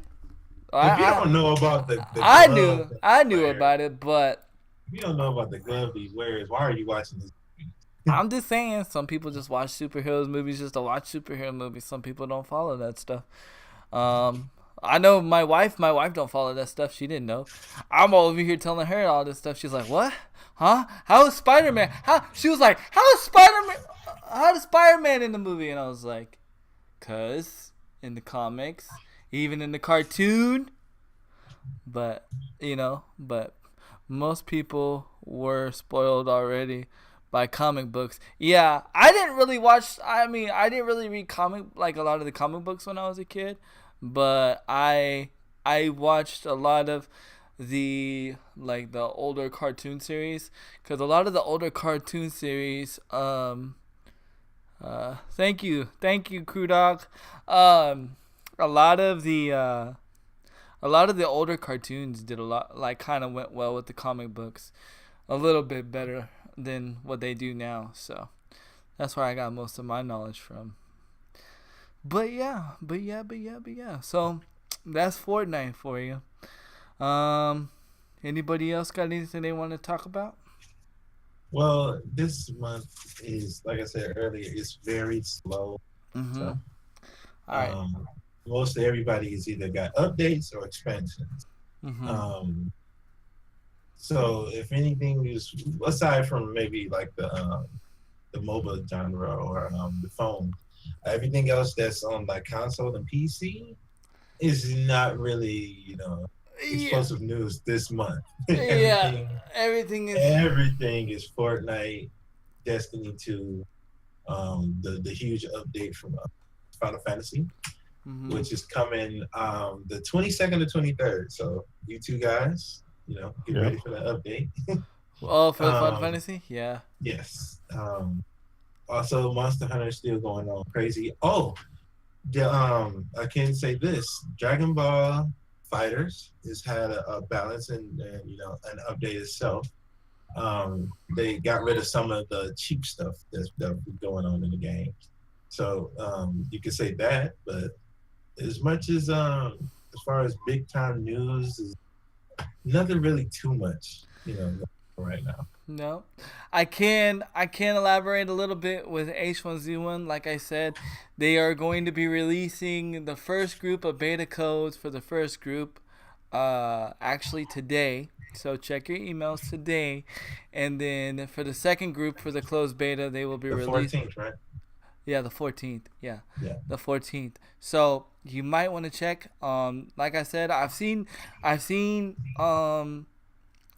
videos on it. If you haven't, you should go look at it. The one thing I will say I did like about it is the the new look of the game. And what I mean by the new look, when you step into the world, you actually feel like you're in a post apocalypse area. Like you feel like zombies are gonna come out at you. Um, how did I? How did you get into what you got in the first group? Are you serious? Oh snap, Keep Kudo. playing with you. He playing. He playing. He trolling, but it's like a post-apocalyptic like group, and like it's like real cloudy. And the reason why they kind of made it like more cloudy and gloomy is because less rendering, so which they were able to. So it actually stays at 30. If you're on regular PS4, it's 30 frames per second. Thank you for the biddies. Yo, thank you for the biddies. 20, 30, 40, 50, 60 biddies. Man, Thank you there, man. look at all the biddies. Uh, Thank y'all for the biddies. if you're on regular PS4, it's 30 frames per second. If you're on PS4 Pro, it is 60 frames per second. One of the things I did not like, and I don't know if this is just for beta purposes or what, but I believe the max players in a match is 16. Every time I was seeing video, I was always seeing 16 people alive. I don't know if no, you're good. You're good, man. Don't be sorry. We love it here. Keep triggering it. Everybody loves the Biddy song. I don't know if that was just from what they took video from or what, but there's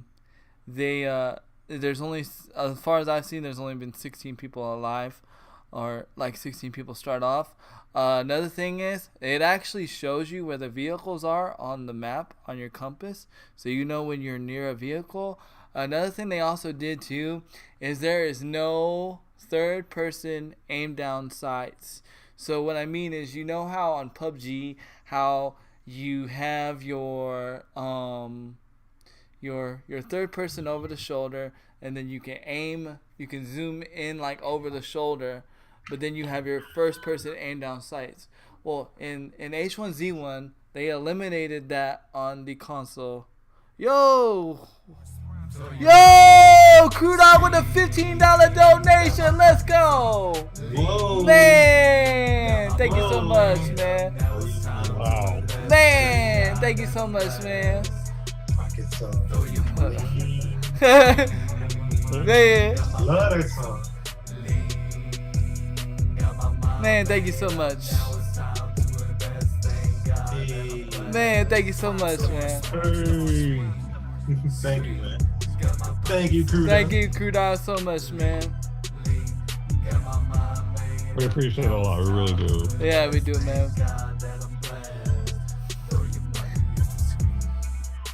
Yo, we got more Throwing money at biddies. The podcast stream team. Oh, thanks, Thank y'all for the man. Yo, thank you for the biddies. Let's go. 20, 30, 40, 50, 60 biddies.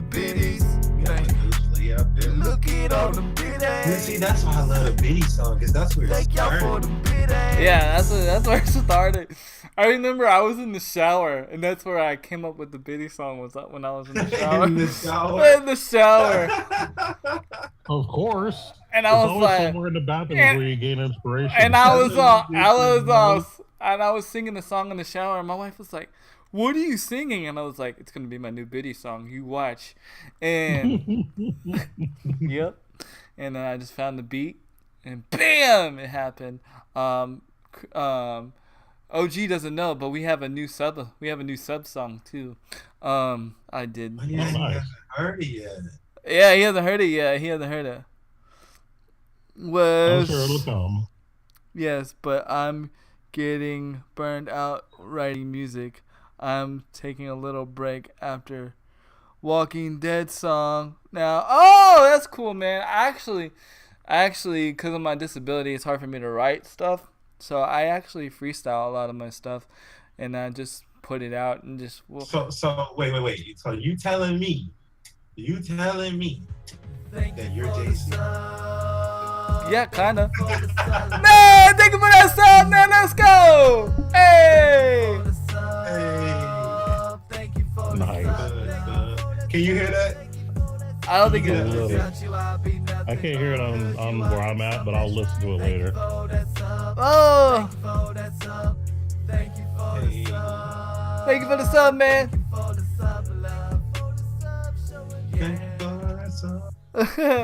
Thanks, man. So yeah, like whenever I just get an idea, I just freestyle and then put it in and add to it, and put it Handy is Jay-Z confirmed. yeah, and OG is a living proof that I do this because OG's actually been around when I've actually made full songs and stuff like that, and Yep.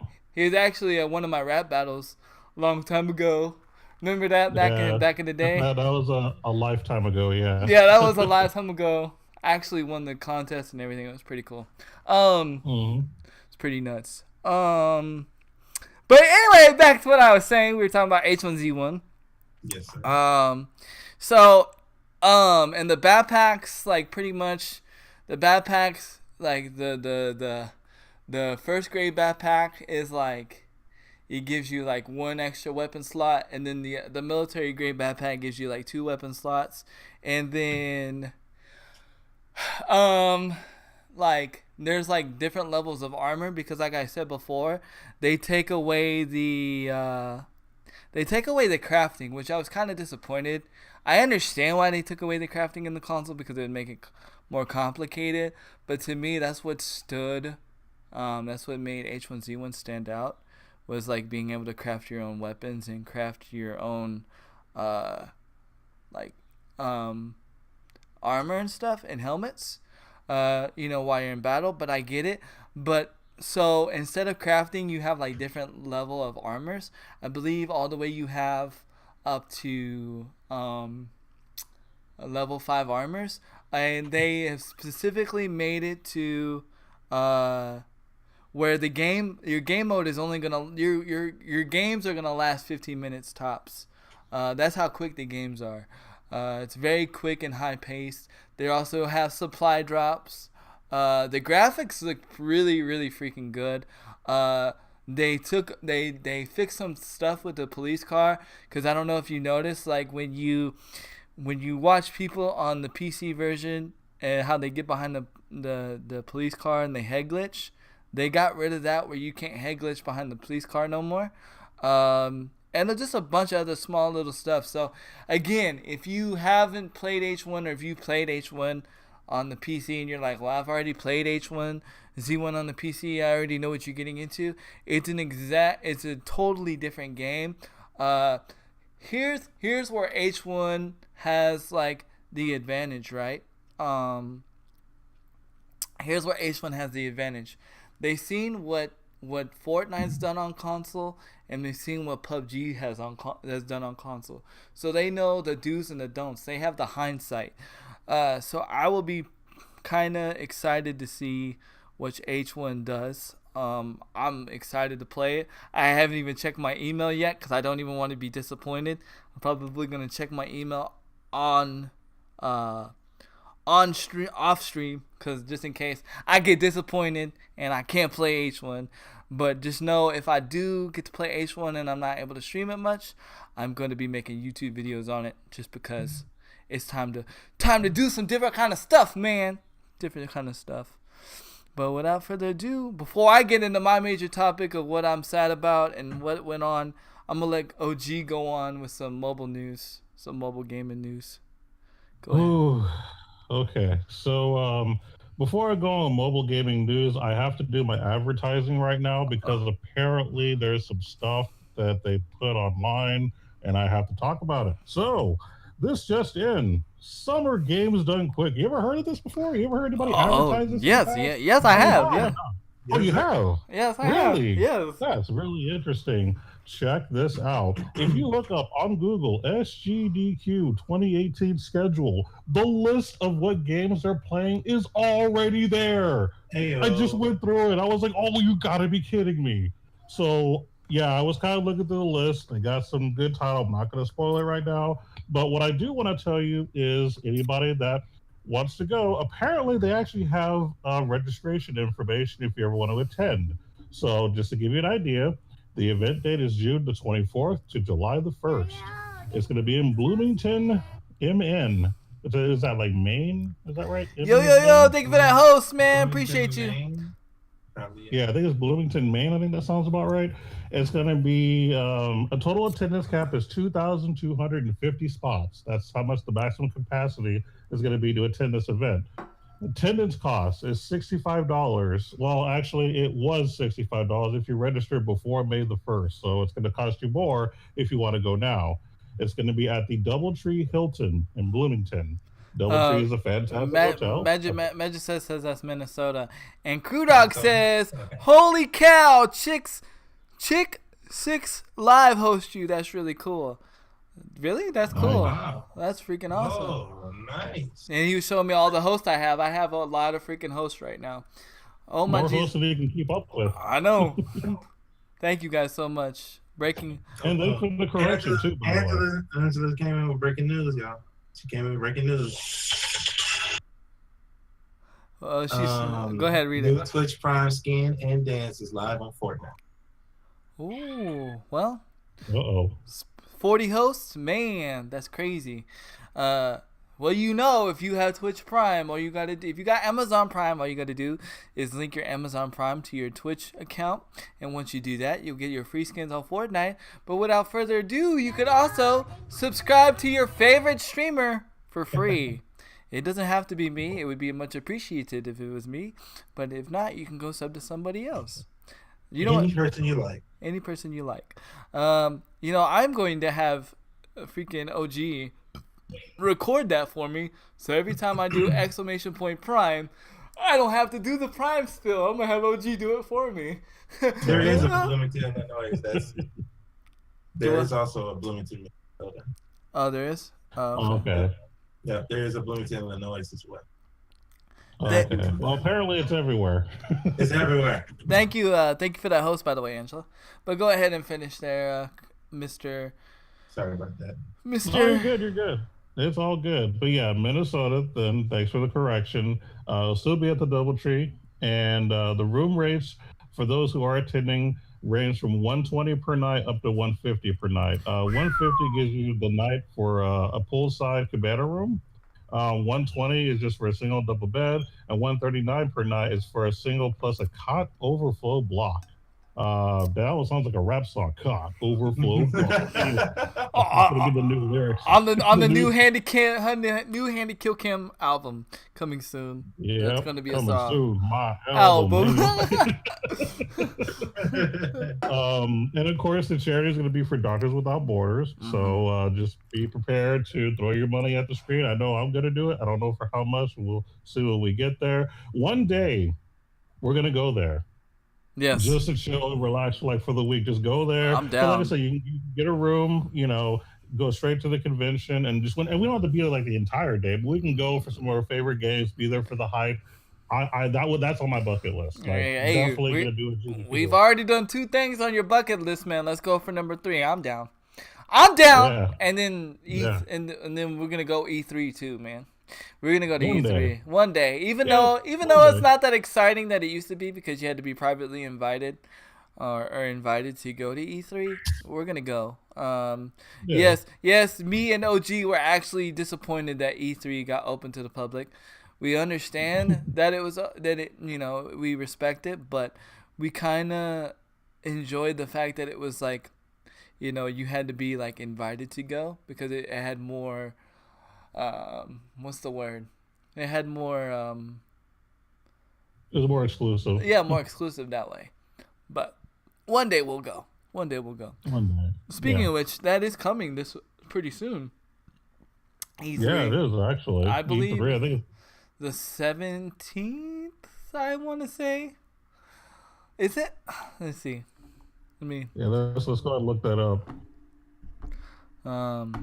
Yeah, it's been It's through what? Thursday, June the 14th. Oh, the 14th. Okay. The 12th to the 14th. The 12th and the 14th. Okay. Yeah, it starts on the 12th, yeah. Okay. So June the 12th. So that's actually going to be before SGDQ. So you'll be able to actually do both. Oh, look at that. So, yeah. yeah. Definitely. June is going to be a really good month. Yeah, June is looking pretty good.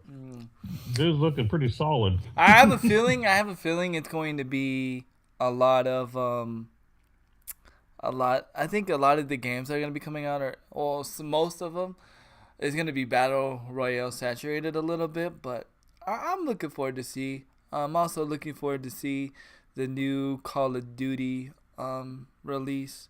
Apparently, they feel like they're just going to release the multiplayer trailer and what it's going to be like on the 17th because they're actually not just inviting YouTubers this time. They're just inviting random people from the Call of Duty community, which they forgot one person. They forgot to invite Grandpa Kilchu. What's up, Grandpa Kilchu? I've seen you in here, man. What's going on, man? But yeah, he if anybody is like a part of the Call of Duty community, it'd be Grandpa Kilchu. But without further ado, I'm gonna let OG go back into what he was gonna say about his mobile gaming. Mobile gaming news. Mobile gaming Yeah, news. I had to drop my advertisement because it's that season, and of course I have to let the world know. If I don't, then I'm not doing my job. Nope. So there you go. So here we go. Now on to more mobile gaming news. I read an interesting article that talked about why gaming phones are the next mobile trend of 2018. So basically, it starts out by going over the history of how basically mobile gaming has been in the works ever since smartphones came out. However, they haven't always been a thing. I don't know if you guys remember this little thing called an N-Gage, that really piece of crap hybrid between a phone and a gaming console. I think I heard of it before. Yeah. I've heard of it. Yeah, it came out back in 2002, if I'm not mistaken. Ooh. Yeah, it was. Ugh. Yeah, that's how old it is. Yeah, they were trying to be ahead of its time, and it failed hardcore. And the reason that it failed is that it was bad at both. It was bad at being a phone, and it was bad at being a gaming console. So, like, it was the worst. One of the worst well-known pieces of garbage ever created. I just I just got one question. How do you fail at being a phone? How hard is it to be a phone? You just have to dial, make a phone conversation, and be done. I mean, so to be specific, this is why it's bad. It was made by Nokia, and back in the day, Nokia was not that great. Nokia was bad. Yeah, it was bad. So that's why. That's how you can be bad at being a phone. Is if you were made by Nokia. I didn't mention that at first. But it's so that's how. There you go. Funny how Nokia gets all the praise now for like having one of the best retro phones of its time because supposedly like it never broke. You know the blue the blue brick phone. We used to call it the bar phone. The most durable. Yeah, the bar phone. It was the most durable piece of equipment ever. However, it couldn't do its basic function. That's why all it could do was play Snake. Remember? I played Snake on the Nokia. That was pretty dope. That was dope. Snake was like the only good thing about Nokia other than its durability. Yeah. But yeah, as a phone, you had lots of drop calls. Signal was poor almost everywhere you went. And the only reason I know that is because I used to work for Singular Wireless at one time. And man, did we get complaints about Nokia all the time. And I was like, just get a Samsung, because Samsung have always been consistently good. But anyway, I'm kind of digressing here. But yeah, so it was Nokia. That was the reason why the N-Gage sucked. Go ahead. And also there were two other things that came out, but nobody knows about them because after the N-Gage sucked, everyone kind of ignored these other two phones. But there was one that was called the Xperia Play, and then Acer's. So you remember that one? Okay, so you remember that. And Acer's Predator 6. I don't know if you heard of that either. I don't remember that. I don't remember that one. Well, they also tried to do the same thing. They weren't as horrible as the N-Gage, but they weren't necessarily like the hype either. It was kind of like in the middle. How was the Xperia Play? Like, do you remember how that was? I just remember hearing about it. I don't remember if it was good or bad. I just remember the name of. Okay. So it could have been decent, or it could have been just straight trash. I have no idea. It was probably trash. Well, now there's two new companies trying to hit the mobile gaming scene as far as like getting new phones, because with the success of the Razer, because apparently the Razer is like the thing to get now. That Razer phone? Yeah, that Razer phone's dope. Like, that's a big deal.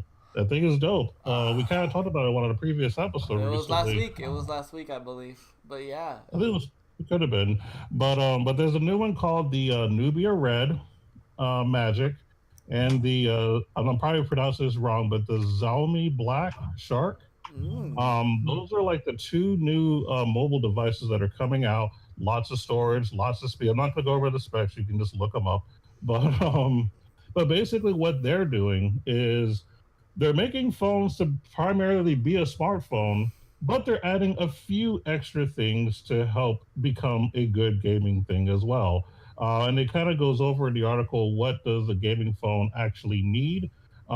Basically, some suggestions were some kind of good cooling device inside, because for people who play games a lot, it needs to cool down. Otherwise, you're going to get burnt out against other mobile players or just other console players in general. Because the reason that we have to keep up is because mobile gaming is now crossplay with console gamers and PC gamers. Well, they've always been crossplay with PC, but now they're crossplay with console as well. So thanks to Fortnite.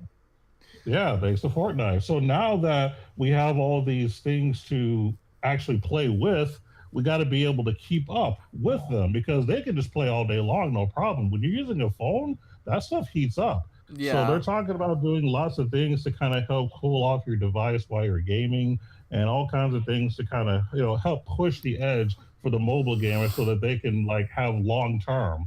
Because mobile gaming is good now as a short-term thing, but they wanted to do something that you can play that could constantly replace potentially your console device. Yeah, because even right now, like, I miss my phone, not because of gaming. I miss my phone because it's hard for me to be socially active with my community without my phone. And but here's the one thing, like, I'm happy for, because right now, like, right, to play games and to stream on a computer, like, at the same time, you need like a good graphics card or a decent graphics card. But if mobile can figure out how to run like a good graphical game with a chip without it being a card, imagine what that's going to also do for the PC world. Because once they see that the mobile is able to do that, then PC is going to have to do something to counteract that, either to become better or come more either try to become more efficient than the cell phone. And I think that's what I'm excited for, because like that's what's holding me back right now from like having a dope PC or even having a good PC like experience, is having a good graphics card. Because right now I'm on integrated graphics in i7, and I don't even have a Thunderbolt. I don't even have a Thunderbolt port to even do a graphic card, whatever extender thingy that they have now, which that's a lot of money. But to think that if they are able to do that with a phone, then they could actually put a chip in a laptop that could possibly do the same thing. And that would be pretty freaking dope, in my opinion. Oh yeah, that'd be dope. So I'm excited.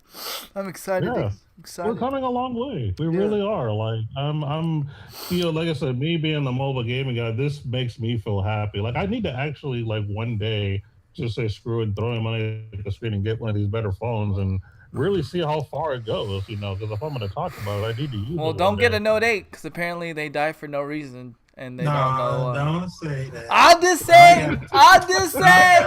I'm I'm just saying. I'm No just problem. saying. That's what they told me. They said, sir. They said we've had some issues with the Note 8, and they've been whatever malfunctioning manufacturer errors. And I was like, well, what can I do for it to not happen again? And they said, honestly, sir, we don't know the reason why, but just know that if it happens, you're under the manufacturer warranty again. So if it happens, we'll just keep replacing your phone. And I was like, okay.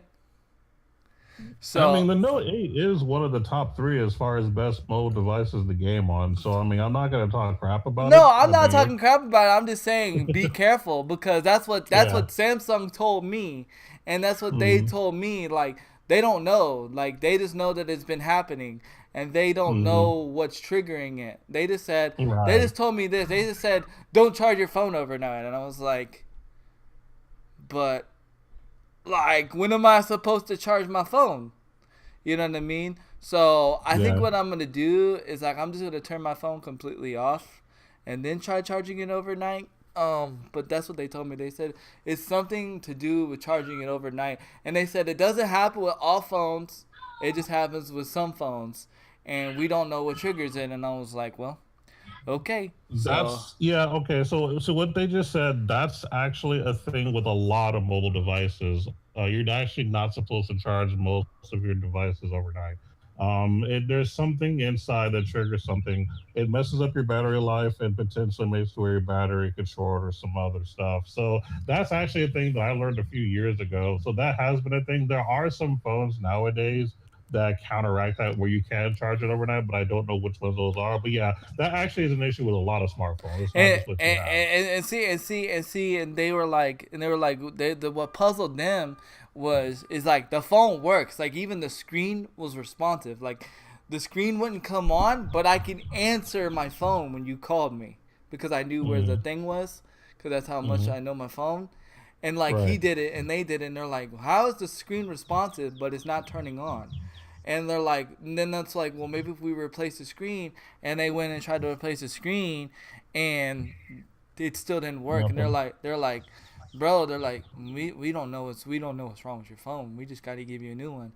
And so, like I said, I got the new one now, but they weren't supposed to mail it to me. They were supposed to mail it to the company. So I don't have my freaking SIM card, and I have to get a hold of my old phone so I can mail it back to Samsung so I don't get charged the $900 and some change. So it's pretty crazy. Google Pixel doesn't have that problem. Keyword yet. I have an iPhone. Oh, I'm sorry. That's horrible. I'm sorry. There's only one thing I like about iPhone. And you want to know what that is?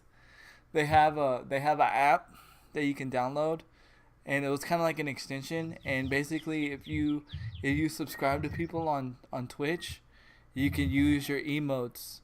You can use your emotes that you subscribe to people, like in your regular text messages. So say like people that are subscribed to me on Twitch, if you have an iPhone, there's an app you can download, and you can send people "Oh my Jesuses" and stuff, which is really freaking cool. That's the one reason why I would want an iPhone, just so I could use with the iPhones in general, they always get stuff before Android. I've learned. So I mean, that's when it comes to game and just hookups, like it's always on iPhone, then on Android. But I always feel like even though they get stuff first, technology-wise, I feel like they're always a step behind than Android. And I could be wrong, but that's just how I feel, and that's opinionated. I don't want to start the phone war, because in all actual reality, Samsung and iPhone, Samsung. Go ahead. I live the phone war because my nephew comes to me all. I got the new iPhone, I got the new iPhone. And then we compare what we can do versus what I can do versus what he can do, and he always You gotta jailbreak your iPhone to do what do Android can some do. other to do what I can do. To So do what Android can do. I mean, that's unfortunately, I get dragged in that war. yeah. I just feel like, and the way I look at it is, there's Samsung parts in the iPhone, so I mean that's just facts. But other than that, Yeah, no, that's cool. But yeah, I mean, basically, they also talked about like who are the gaming smartphones for, and the easiest answer they came up with was actually Chinese because both the Black Shark and the Red Magic are actually coming from China, and then of course, because of China's major free to play model, that's kind of the big deal because they're the ones that actually play all day long and have all of the gaming diseases, if you want to call it that doctors are trying to confirm. A lot of that started kind of in China because of their issues. So, that's kind of where a lot of that happened. But anyway, these games are coming from, or these phones are coming from China initially. They're throwing them out there, and they're trying to compete with all the mobile MOBAs, the gaming PCs, the shooters, the RPGs. Since they're all becoming so popular, especially with Tencent's PUBG and Fortnite and all that other stuff. Tencent Uh, just owns the world right now. Okay, yeah, like Tencent is taking over the world, just so you guys know. like if I was if the government wouldn't get mad at me for owning stock, that's where I would throw my money at the screen. Yeah, And what I to be mean, a stockholder, Tencent. yeah, and what I mean by the government getting mad at me, I'm not trying to cause no drama. I'm just saying this: when you are on disabled and you are on a disability check, and you get like Medicaid and stuff like that, you cannot by any means have stock. I mean, you can, but they're just gonna be like, okay, well, this Goodbye person, benefits. yeah, goodbye benefits. So that's why your boy Handy Killcam, unless I become like an amazing streamer one day, and like I could say, you know what, I don't have to be on Medicaid and all that stuff anymore. I don't need the benefits anymore. Then we can go that route. But even then, Medicaid or the government will be like, okay, well, since you're no longer on our benefits, now you must pay us back. And so, it's crazy. And the only reason why I knew this is because a while back, like in my early 20s, I was in a Via bus accident, and the Via company was at fault, and I could have done a You could have lawsuit. sued. I could have sued, but and the attorney was like, man, he's like, you would win, you would get all this money, but he's like, I just want you to know, once you get this money, you're gonna lose your benefits, and once you lose your benefits, you're gonna have to pay them back. So in actual reality, you're not going to get it. You're not gonna come ahead, and once you lose that money, and you can't get back on your benefits, you know what I mean? And I was like, man. So I was like, nah, I'm not gonna do that. So I didn't sue the company. Are you? Yeah. I mean, I am allowed, but there's like a give and take. You know what I'm saying?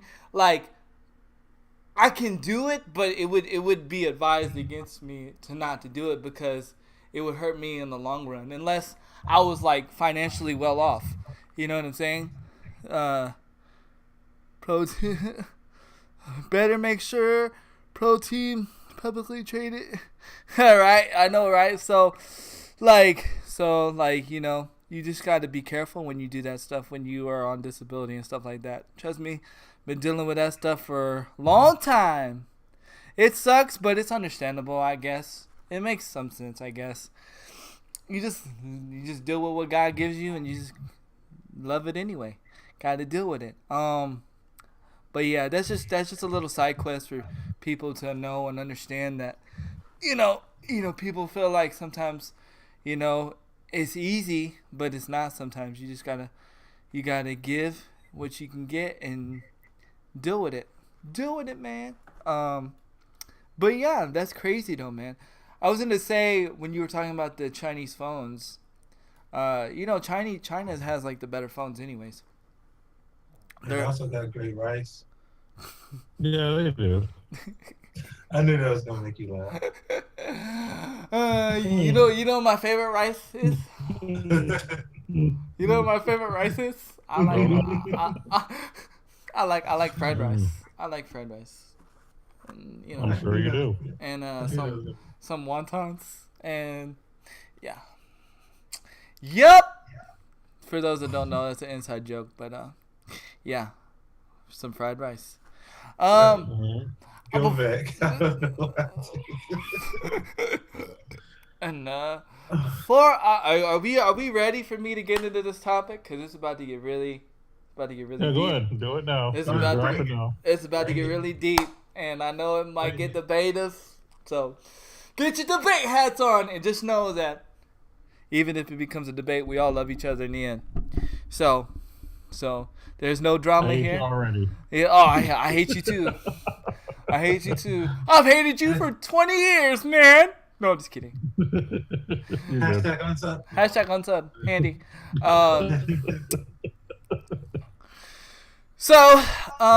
This week was pretty sad. Karma and Formal are no longer part of the Optic team. And I say Optic team because technically Karma is still a part of Optic.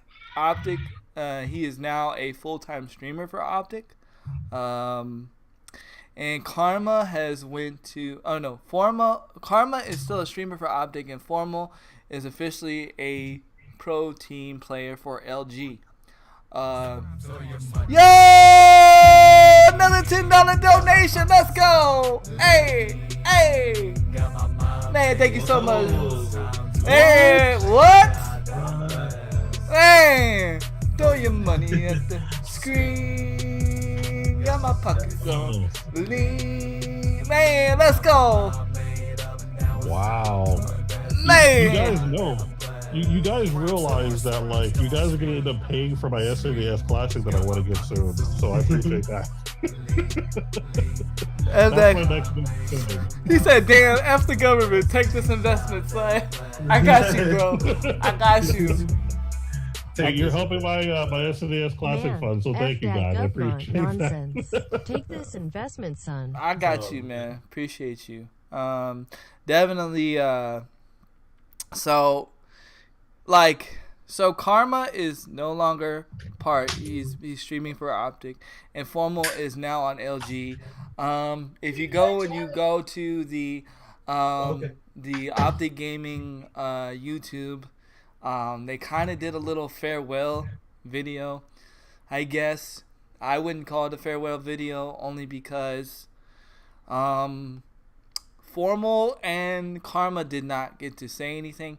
It wasn't on them. I mean, it wasn't like they didn't get the opportunity to. They just chose not to. And Karma wasn't able to due to the fact that his contract wasn't sorted out yet. But he did say on his stream, he did give the speech, after 10 years, this will be the first time I'm not completing a season in Call of Duty. I'm taking a break. After dealing with a person, people that don't like each other, and dealing with a person that lags all the time and one complains all the time, I'm no longer on the team. And then pretty much if you go and watch the video, I mean, I don't know. I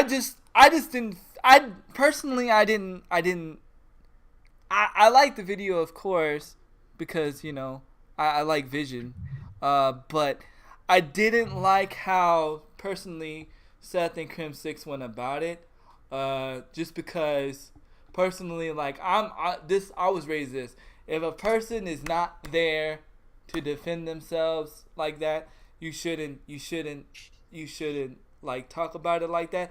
And even though, you didn't say their names, everybody knew who else you were talking about. You know what I'm saying? And I'm like this, right? There was two statements that kind of rubbed me the wrong way. And one of the statements was, nobody wanted to be the bigger man to step up and be the bigger man and just get over it. But my thing is though, nobody wanted to be the bigger man and get over it. But that's on you too though. Like when you say that, like that's on you too. You could have been the bigger man too and got over it yourself. So you like they're not the only ones at fault. In my opinion, like everybody was at fault because I felt like this. And a reporter at UMG said this well. He said once they won the championship, they got complacency and they just chilled and like they just felt like they didn't need to do anything, because they've already cemented like they're like one of the best COD teams, in history, and they got their championship. And so they just feel like they didn't need to like really go and try hard anymore. But like my personal opinion, like I feel like, Seth and Crimsix could have went about it in a more professional way. Even if, cause like there's people as streamers like that I've never like that I don't get along with, like, but I don't sit there. I don't use this platform or any platform for that matter to just throw them under the bus. I may talk about certain issues or whatever the case may be, but I don't put it to the point to where everybody knows who I'm talking about. And if I was to talk about those people or anybody for that matter, I would put them on the show so they have a time to defend themselves, or not even defend themselves, but to say their piece on the whole matter, to say their side of the story. Because my philosophy is when you lose you lose as a team. It is nobody's fault. I mean everybody everybody has a point to improve themselves. It's not just one person. And yeah, I know, they'll go back and they said it started in Black Ops 3 or the Black Ops 3 tournament. And a lot will say, well, they haven't sat down together and ate together as a team in 2 years. Well, I mean, again, like that's on them. You know what I mean? That's on them as a whole. That's not just one person. That's not just two people. That's not three people. That's on them as a whole. And like I wish Karma with the best. He says he's gonna come back, but in all reality, when anybody says they're taking a break from Call of Duty from the proceed, nobody really ever comes back. It's twice as hard to come back, just because. I mean, he could do it. I mean, who knows? It'll be interesting to see what Formal does, if Formal takes vengeance and goes all crazy and unloads on Optic this season. Personally, if he does unload on Optic this season, I can see it happening just because, like, these two players that Optic's playing with, they don't know to, but you gonna let me run with it? Okay. They don't, they haven't played with the team much, so it'll be interesting to see. For those that don't know, they have got Octane from, I think Octane is from LG, and then they also got Methods. Methods is from Red Reserve. Methods has been running with Optic. Well, not running with Optic, but Optic is like known Methods for a long time. He's actually grown up with Seth as far as like the gaming scene, and he's also had like Nadeshot, Nadeshot as a mentor, Hex as a mentor. So I don't see a problem with chemistry because they've always been they've always had good, like they're already gonna have good chemistry. The one I'm worried about is Octane. I don't know. I've seen Octane play before, but it's just gonna be rough to. It's just rough, right? Because like Octane left a good position, in my opinion. But like Octane said, like it's not every day you get a chance to go play with Optic. I mean, shoot, if freaking Optic came in here right now and said, "Handy, do you want to stream for us?" Yeah, please, I'll do it. I mean, just because like I may not agree with certain things that are going on doesn't mean I don't have love for Optic. I mean, I have a right to my opinion. I have a right to voice my opinion, but it doesn't mean I have any love less for them. Also, and not only did they leave Optic, but are they not playing for Optic? But Hitch is no longer doing Vision. And strictly Hitch said this. He said, you know, it's hard to do Vision when there's so many people involved and not even they know what was going on with Optic. And, you know, and so it was easier for him to do Vision. I mean, I'm simplifying this when I say this, but you can go back and watch it. He said it was easier for him to do Vision pretty much when Hex was over everything, because then they knew everything Optic was doing. It's kind of hard for him to know what's going on in Optic, so it's hard for him to do Vision, because Vision was like a more personal, like kind of story kind of deal. But that doesn't mean Vision is over. His buddy Roger, who he brought in, is going to be taking over Vision. It's just going to be different. It's just hard for me to see. Like, you got to see from my perspective. Like, you go from being videographer of the year, you know, Call of Duty, you know, winning all the championships, and then like within what, freaking, it seemed like, and this is just how I'm timelining it in my head. It seemed like right after the Dr. Disrespect thing, you just see everything just go like left, like everything just changed for Optic. You know, Hitch got removed as the top videographer for Optic, you know, the move, all these things. And I'm not saying these are bad things, but I'm just saying these just came out of nowhere, you know, because personally, I don't know, right? Like, I'm looking at it as an investor standpoint, right? Like, I'm thinking as an investor, I get it that the man, you know, missed some deadlines and stuff. But really, as an investor, I'm not speaking from Hex's point of view. I'm speaking from the person that's over Hex. I'm looking at the investor. Like, why would I remove somebody that just won videographer of the year to be over my content and what the fans love and what the people love? There's probably some deeper issues that I don't know and don't understand. And I just feel like from that point then, like, you start noticing after that, it doesn't matter like what we know or we don't know. From what we see, you can see that Hitch's morale changed, and that just started a domino effect. And even though the Optic team was already at their feud or whatever the case, whatever you want to call it, it just added more to the fire.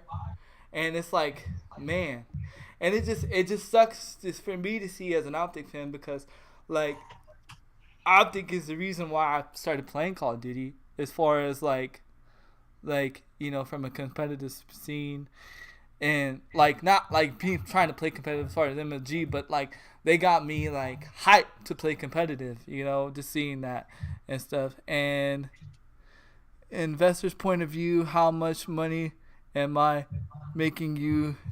Are you still using your feelings to cloud your vision? What do you mean? What do you mean? As an investor's point of view, like, here's the thing, right? Here's what I'm saying. This is what I mean as an investor. Like, for instance, let's say Bezoid is like a top streamer, right? Like, he's been on the game for, let's say you've been streaming for 10 years, Bezoid, right? Right? And you got everything on lock, right? Like, everything's going good for you. how is it how is it like me? If I'm to invest in you, I'm not gonna sit here and tell you how to change anything because you've already got everything unlocked. My thing, me as an investor, in my opinion, if I was to invest in something like that, I would have been like, you know what, I'm gonna be a silence investor, and there are certain things as silence investors, which means they just throw money at the screen, but they know that they trust you to do what you need to do and run what you need. And I know Hex needed to relieve some time and some stress, from him, and he needed, to free some space. But I almost feel like it would have been better, in my opinion, this is just my opinion, if it would have just been like a silence investor kind of thing, because it's like, how can you just come in and just change everything up after, like, in my opinion, Optic wasn't like the best oiled machine, but it was already working good as a oiled machine. But see, the thing is, we don't know the specs behind that. We don't know how much money is involved with this investor. We don't know if they could be making more money than the money he made them. See, there's the thing is, you can make a profit and then you could have made more profit. Right. We don't know if he caused that to, them to make a less profit than they projected. We don't know none of those. That's why, I'll let you keep going. It's just so much. Yeah, I There's know. so much And like, here's the thing, though. And that's why I'm saying, I'm not saying anything to like bash anything or be negative. I'm just saying this, like, it just sucks to see it happen, and regardless of the matter, and to say this, like, I'm just speaking my mind on it, because you gotta understand, one day I'm gonna be a team owner, so like there's a lot of things that run through my mind, like, that I think about. And so whether I be a team owner of an org, whether I be a team owner through somebody else's org or whatever, or whether I be an org owner, whatever the case may be, I feel it in me. I just don't know how. I don't know when. I can't predict the future. I just know this. Like, so there's like a lot of things that run through my head. Like, what would I do? What would I do if I was in his position? If I knew what I knew, if I know what I know. But one thing I will say to say this is, like I said before, I personally feel like from a perspective, the only thing that I'm gonna speak negative on, and that I strongly like, don't mean this with any disrespect to Seth or to Crim6, because I understand, but like, I understand, like, you are like in your emotions and all this stuff. I just feel like they could have handled that in a professional manner, or I feel like they shouldn't have said anything at all, and I feel like they should have just let it go. I mean, I get what they probably feel like they needed to get it off their chest, but it just sucks because I don't know. I'm looking at it from like Karma's perspective. Like, you're sitting there and you listen to that, and it's like, but yet you're still with the org. So it's like, even if y'all see each other, like, there's still gonna be that friction between you two, especially after what was said. So I feel like they should have just handled it more in a professional manner. But that's just really, I don't really expect anybody to weigh their opinion on this, because I know you guys are not like where, like, how, like I don't expect OG to say anything, because like, he doesn't know much about Optic, you know what I'm saying, or in the Call of Duty esports thing. This is just like me this is Handy going deep. And like, I actually thought about, like, instead of like doing this on the podcast, I actually thought about like me doing this like on a YouTube, like Handy Goes Deep, and like, because Handy goes deep. Handy goes deep. And like I was actually thinking about it, because it's like, I don't even expect anybody in the chat to be as passionate about this as I am, and I don't expect anybody to even agree with me or be in my views. And there's no, like, here's the thing, right? There's no right or wrong way of thinking about how I think about this, and there's no wrong wrong way for anybody else to think about this. Like there's no there's no way of changing nobody's way of thinking. It's just my opinion. So like, and you know, and I just thought about that, and I just feel like it'd be a good idea. But with what I was saying, like I just feel like they could have handled that in a much better light. I don't know. You said you didn't watch the video, right? Bezoid? No, I didn't watch the video. And honestly, this is what I'm gonna do. I'm gonna say this because this is what we agree on.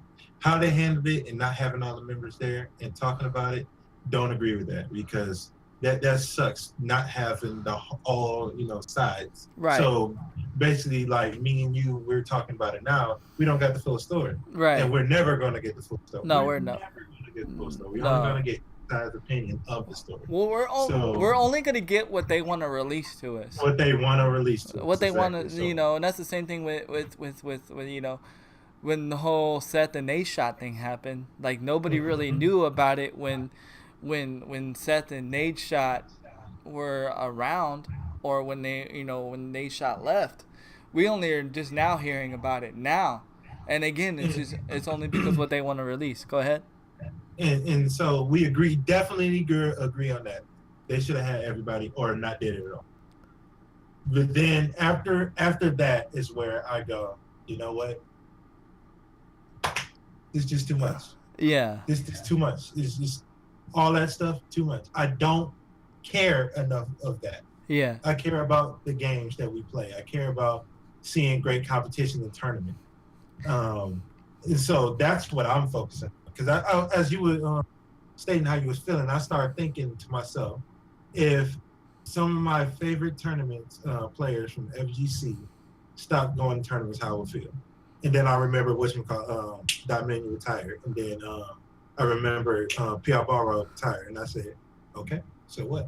And then I remember, what if Maximilian stopped making videos that I used to watch all the time? I was like, then I thought about it. He stopped making assessments. And the world kept going on. So I thought to myself, you know what? It sucks that you don't get to see them play together like you want to. It sucks how they ended it, but they didn't stop Handy from doing what he wanted to do. No, of course not. It's So just that's the thing that I care about more. You being inspired to do what you want to do. Yeah. And have your positive future. The rest, whatever. Because that's on them to get that situated straight. It's No. not on you. And no, I understand that, but at the same time though, it's just a topic that I'm passionate about because you know what I mean? And that's why I said that maybe and Magic Seth, I understand that, but it's the podcast and it's all about what is it? Reactions to. But that's what the podcast is all about, reactions to news. Yeah. So he was saying us, commenting as well. Right. Even though we're not, me and OG don't. They don't care. Like they honestly, they just. I care about competition and this, that, and the other. I just don't care about that that much. That it affects me outside of anything else. You get what I'm saying? Like, it sucks, but I'm like, we're gonna be gaming in about 30 minutes. Yeah, I know. No, I know. So that's what I'm thinking about. I'm like, if it affected Handy, that'll piss me off. You know what I'm saying? No, I mean anything that affects you personally. Yeah. Hey, no, we got a problem there. No. I'm like, they doing this on their own accord, and just like when me and you did the Dr. Disrespect topic. It was only so much we could say, right? And then we just let it go, right? And same here, and you saying how you feel, and I'm not gonna knock that at all. It's just me personally on my end. The only thing I can say is they did wrong by not having everybody on. They should have just either had them all on or not did it at all. And after that, and I know people are gonna come up with excuses and say, well, this was the reason why. Well, then then let me break this down for you. Then just don't do it. Just don't do it. Let it happen behind the scenes. Let them handle it on their own. you know, because Mhm. to me, watching the Vision, and with it being the last Vision that Hitch did, as much as love I have for for Hitch, it sucks that was his last Vision because, in my opinion, in my heart, it felt incomplete because there wasn't it wasn't there wasn't no there was no closure from all sides. And not saying that we need to hear that, but it would have just been cool to hear their their outlook or their attitude or their mindset, like, Karma saying or Formal saying, yeah, I'm with LG and I'm happy, this is what I want, and I'm ready to kick Optic's ass. I'd be cool with that, or so forth and so forth. You know what I mean? And that just sucks that, like, we don't get that. It just sucks. And I agree. I understand where you come from. and I feel like it should have been done better because in just all reality, if this was supposed to be the best Call of Duty in Call of Duty history, which people are gonna argue that's fine, that's not up for debate. And I understand, people have that debate. If this is supposed to be like the best dynasty in Call of Duty, whatever you want to call it, then it should have been, in my opinion, fully completed the right way. But we'll have to see how it ends up. I guess we'll just leave it to the sticks and see what Formal does. Because Karma, I don't think Karma's gonna play. And interesting enough, and I'm gonna say this, right? Interesting enough, Octane and Methods were their third choice. They were actually gonna try and use, I think, Octane or Methods to get Gunless and Zuma, but they were unable to do that, and they were actually going, and then they tried again. They were going to use, apparently this is from what I hear from news sources from like UMG, that they were going to, I don't know if this is true or not, but they were going to use Karma, which is the content creator. They were going to use him as part of the deal, but they were going to use him part of the deal, but Karma said no. So, I mean, but then Hex paints another side of the story and says, well, the main reason why I wanted to have Karma as a content creator is because, for one, he just moved down to Texas with his family and bought a house, and which makes sense. And two, he said Karma is more happy when he's playing more game, like all the games instead of just one game. And I was like, that makes sense. If that's what makes him happy, then that's what makes him happy. And that's where I'm going to end this. At the end of the day, you just got to do what makes you happy. Don't worry about what other people say, what other people do, what other people say behind your back, or whatever the case. You just got to do you and what makes you happy. And that's pretty much what I got to say. He has JCap, John, and Formal. Yeah, I don't know. I feel like LG is going to be a force to reckon with. To be honest with you, and again, I'm going to say this. I was watching a scrimmage between FaZe and the new Optic. I love Optic to death, but I'm going to keep it 100. I don't think Methods is ready. Maybe when Game Dame happens, maybe he'll show me something different. But right now, from what I saw, I don't think he's ready. But we'll see. I'll be rooting for them in the corner, and then I want to see Formal versus Scump. I want to see that so bad. I want to see that so bad, because I want to see one of them meet their words. I don't care who wins. I just want to see one of them meet their words. But it'll be interesting. OG, you've been perfectly silent over there, probably on mute. Yeah, again, this isn't really my kind of topic because I know nothing really about all of this. I'm kind of more along the lines with Bezoy in that, the way that it was done was crappy.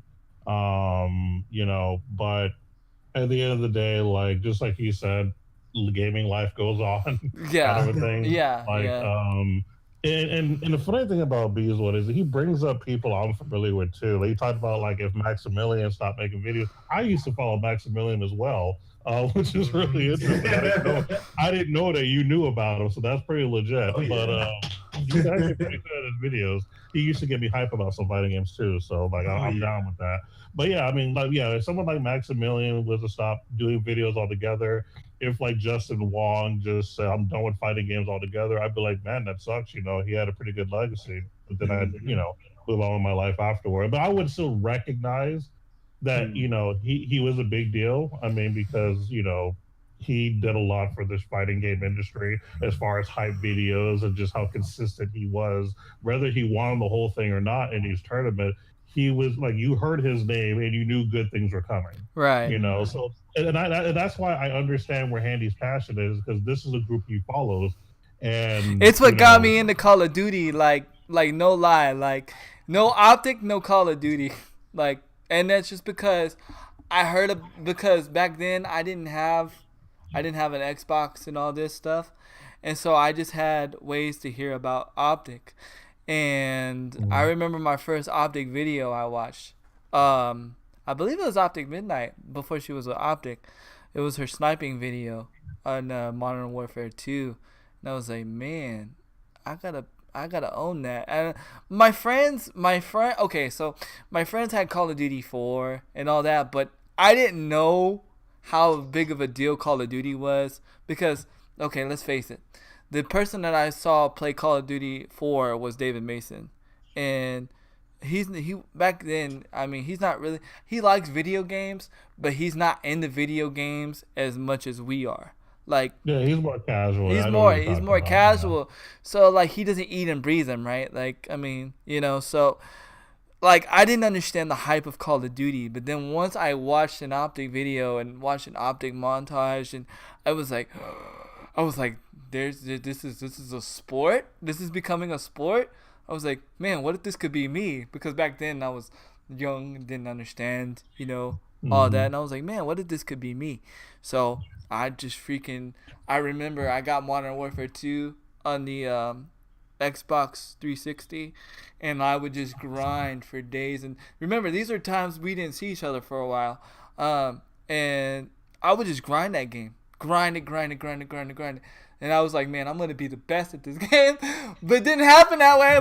But still, it's what made me want to be a good player at that point in time. But then you know what I mean? So, yeah, of course, that's why I'm passionate about it. And, go ahead. I can actually share you a story because I have a similar story as far as how I got started in the fighting games. How I got hype about the tournament scene. You remember our boy Tony? He's the one that used to work with me at Lionheart. And also working at Game Fellows. Yeah. Right? I remember him. He was a little awkward, but yeah, he was cool. Yeah, he was cool. Well, anyway, he was really hype about, fighting games. Like, I always liked fighting games, but he was what told me about the competitive scene, and then he burned me a copy of Evo 2004. Now, the reason that Evo 2004 is very important, and I know Bezoid knows where I'm going with this, is that Evo 2004 is where the whole like Daigo versus Justin Wong third strike full parry happened. The parry.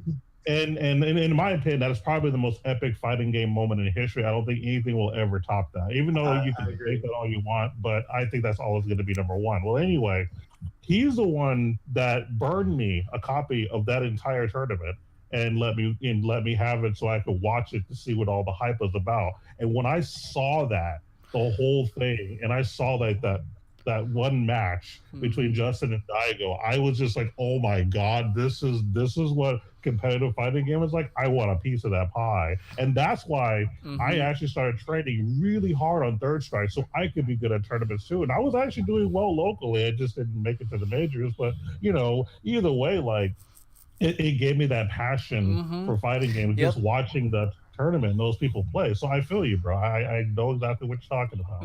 Yep. And another tournament story for me, what got me into Overwatch, ironically, because I didn't understand Overwatch. I played the beta a few times and was kind of turned off because back when the game first came out on beta, like you could be like 6 divas.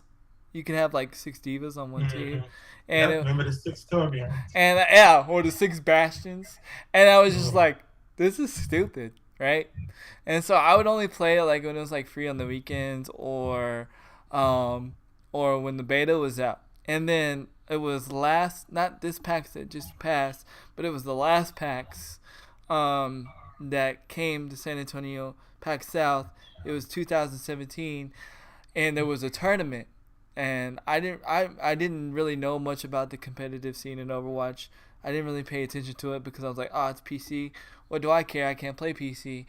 And man, I was like, bruh. There was a tournament there at the PAX South, and I was like, man. And I got to sit front row seat. Like, I was like right there in the action. And I remember seeing Grim. I forget what team he was on at the time, but there was a guy named Grim, and he was using McCree, and he got like 10 kills in a row with a headshot. Bro, I saw that. That changed my life forever. I literally the very next day went and bought Overwatch and convinced Tim to buy Overwatch, and me and Tim were playing Overwatch together, and I was like just trying so hard to get good at Overwatch. And now I'm pretty decent at Overwatch, but now we just don't have a full team. We don't have a full team yet, but we're gonna get there. So yeah, I mean, and that's so weird because I was thinking about what Otis said. You know, like competitive things should be taken away from games sometimes.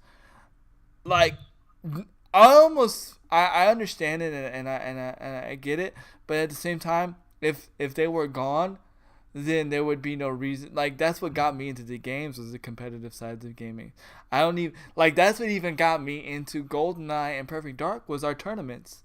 You know, even though go ahead.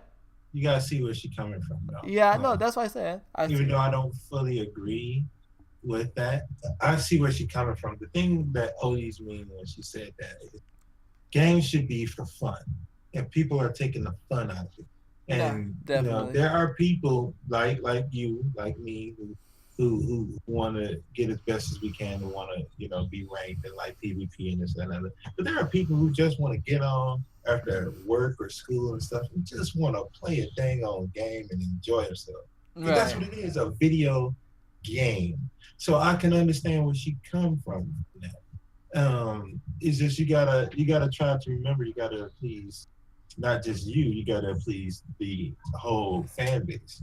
So yeah, I don't think taking it out would be good, but I understand where she coming from. Yeah, me too. And that's why I was saying, like, I understood where she's coming from. I respect it. But then once I started to think about it, I was like, dang, if I was thinking about it, I was like, dang, if the competitive Call of Duty, if I would have never saw that, or if I would have never saw that in Overwatch, I wouldn't be playing these games. And it's what draws me into Call of Duty every year. So I'm like, okay, maybe this year I'll be pretty decent at Call of Duty. But this is where Call of Duty dropped the ball, is I was actually good at World War II, but the game just sucked. the game just absolutely sucked. The game just sucked. I was actually really decent at that game. I have a better KD than I do in all the other Call of Duties, and the game sucks. So, rip. And Magista said this. He said, it would be interesting to see how many new accounts have been created for Overwatch since the start of the in-season. Yeah, the Overwatch League. Yeah, for sure. I wish there was a game other than Call of Duty that was, like, competitive, like, had a competitive esports side that wasn't, like, that was competitive like Call of Duty for consoles. And it's called for console. Yeah. You see what I'm saying? Because really only thing we have is fighting games and Call of Duty. There is other... No, that's kind of shortchanging. There is other games. It's just, do you want to play them? That's the thing. Okay, but what are the other games, though? Because I don't know them. Or do I know them? There are shooters and stuff out there. They're not as well known. You get what I'm saying? Mm. Yeah, you got to think about it. You know, I don't know if you remember, but just like a week ago, I talked about the Mobile Masters tournament. I don't know none of those mobile games that they're Right. doing for like the competitive, but that's going to be what people are going to be playing. So yeah, they exist. We just don't know about them because it's just not what we play. I mean, did you know that there is a tournament for Final Fantasy PvP? I heard Mm. about it. See, But they're out there. It's just, but it's probably PC based though.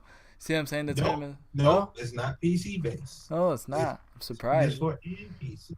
You know what? We They're out there. we should- It's some we just don't know. next week we should actually for next week we should do some investigation and see what console competitive games out there that are like actually in the competitive scene.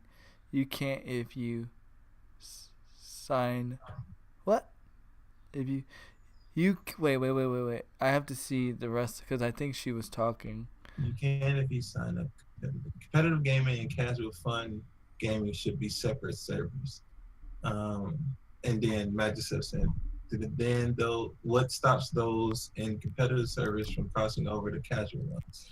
Or what happens when a casual decides they want to try to be the best in one in the competitive scene? You can't if you sign up competitive. So you're saying if you sign up competitive, you can't play casual.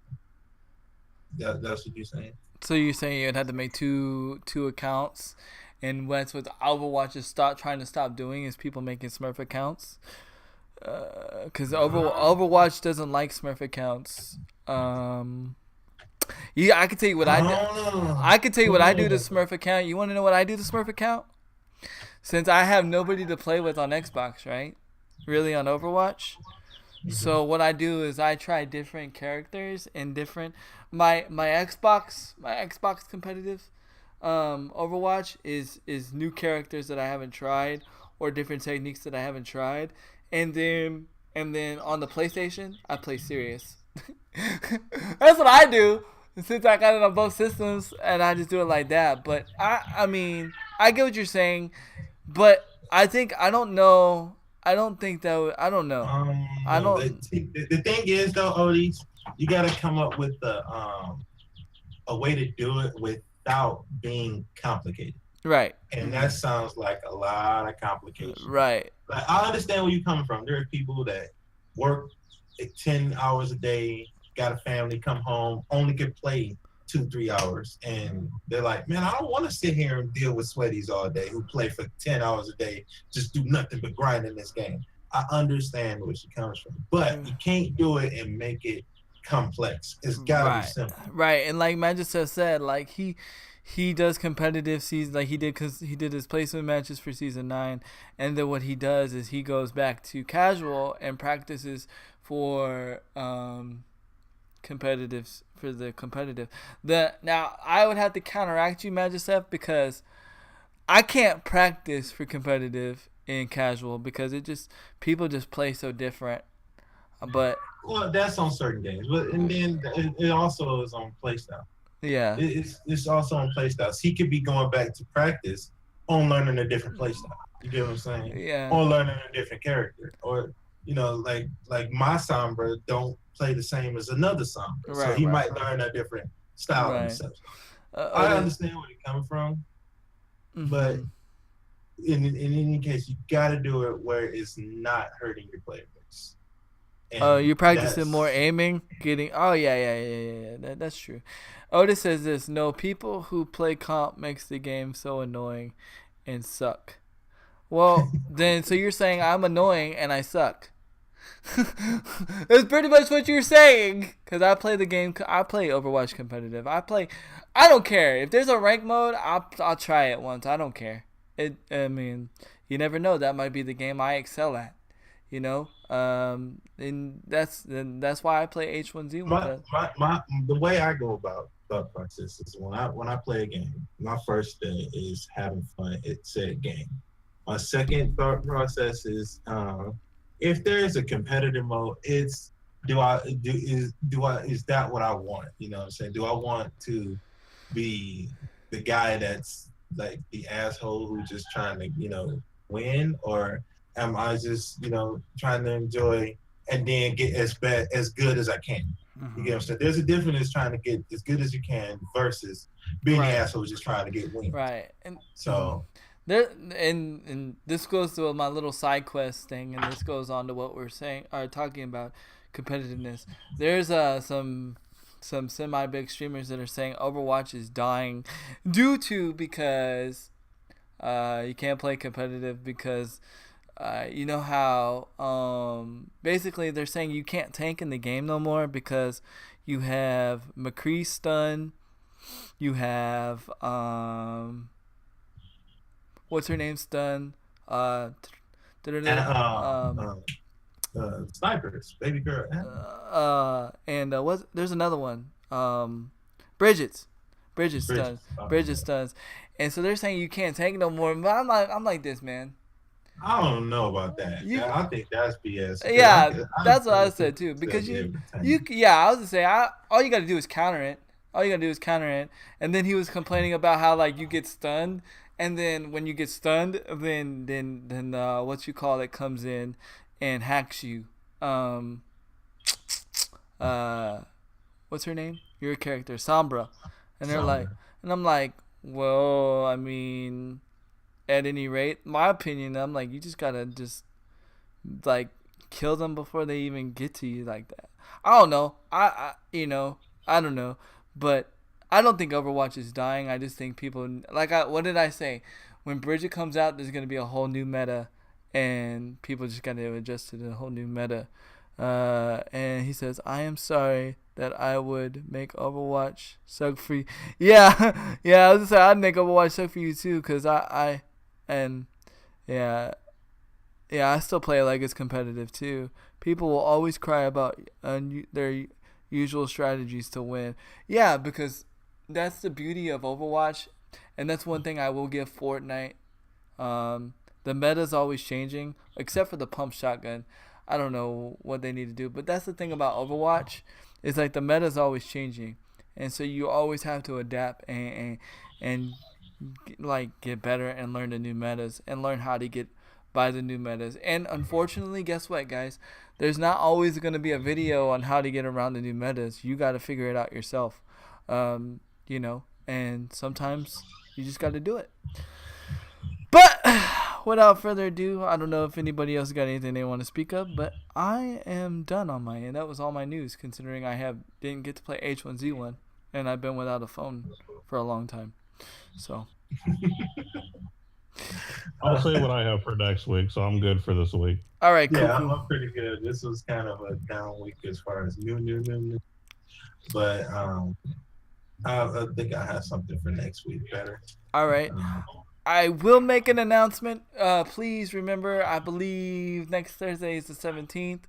We're doing, it's some kind of awareness day. I don't remember the actual awareness day, but it's something to do with disabilities, I think. And Able Gamers, we were coming together and we spurred the moment deal. We kind of want to keep the channel running all day.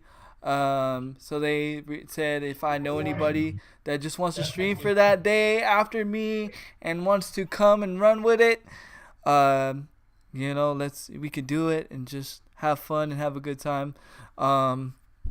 Just got to keep it PG-13. So if you want to do it, if you're able to do it, don't feel like you're pressured to do it. But if you want to do it, hit me up. Let me know. Just know that you will be given the stream key. I will. We can meet in the Discord after. I will. If I'm giving you the stream key, I'm trusting you to be responsible with the stream key.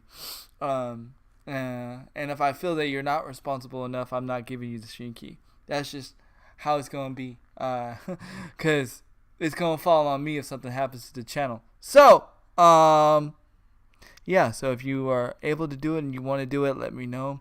I may stream longer that Thursday. We'll see what happens.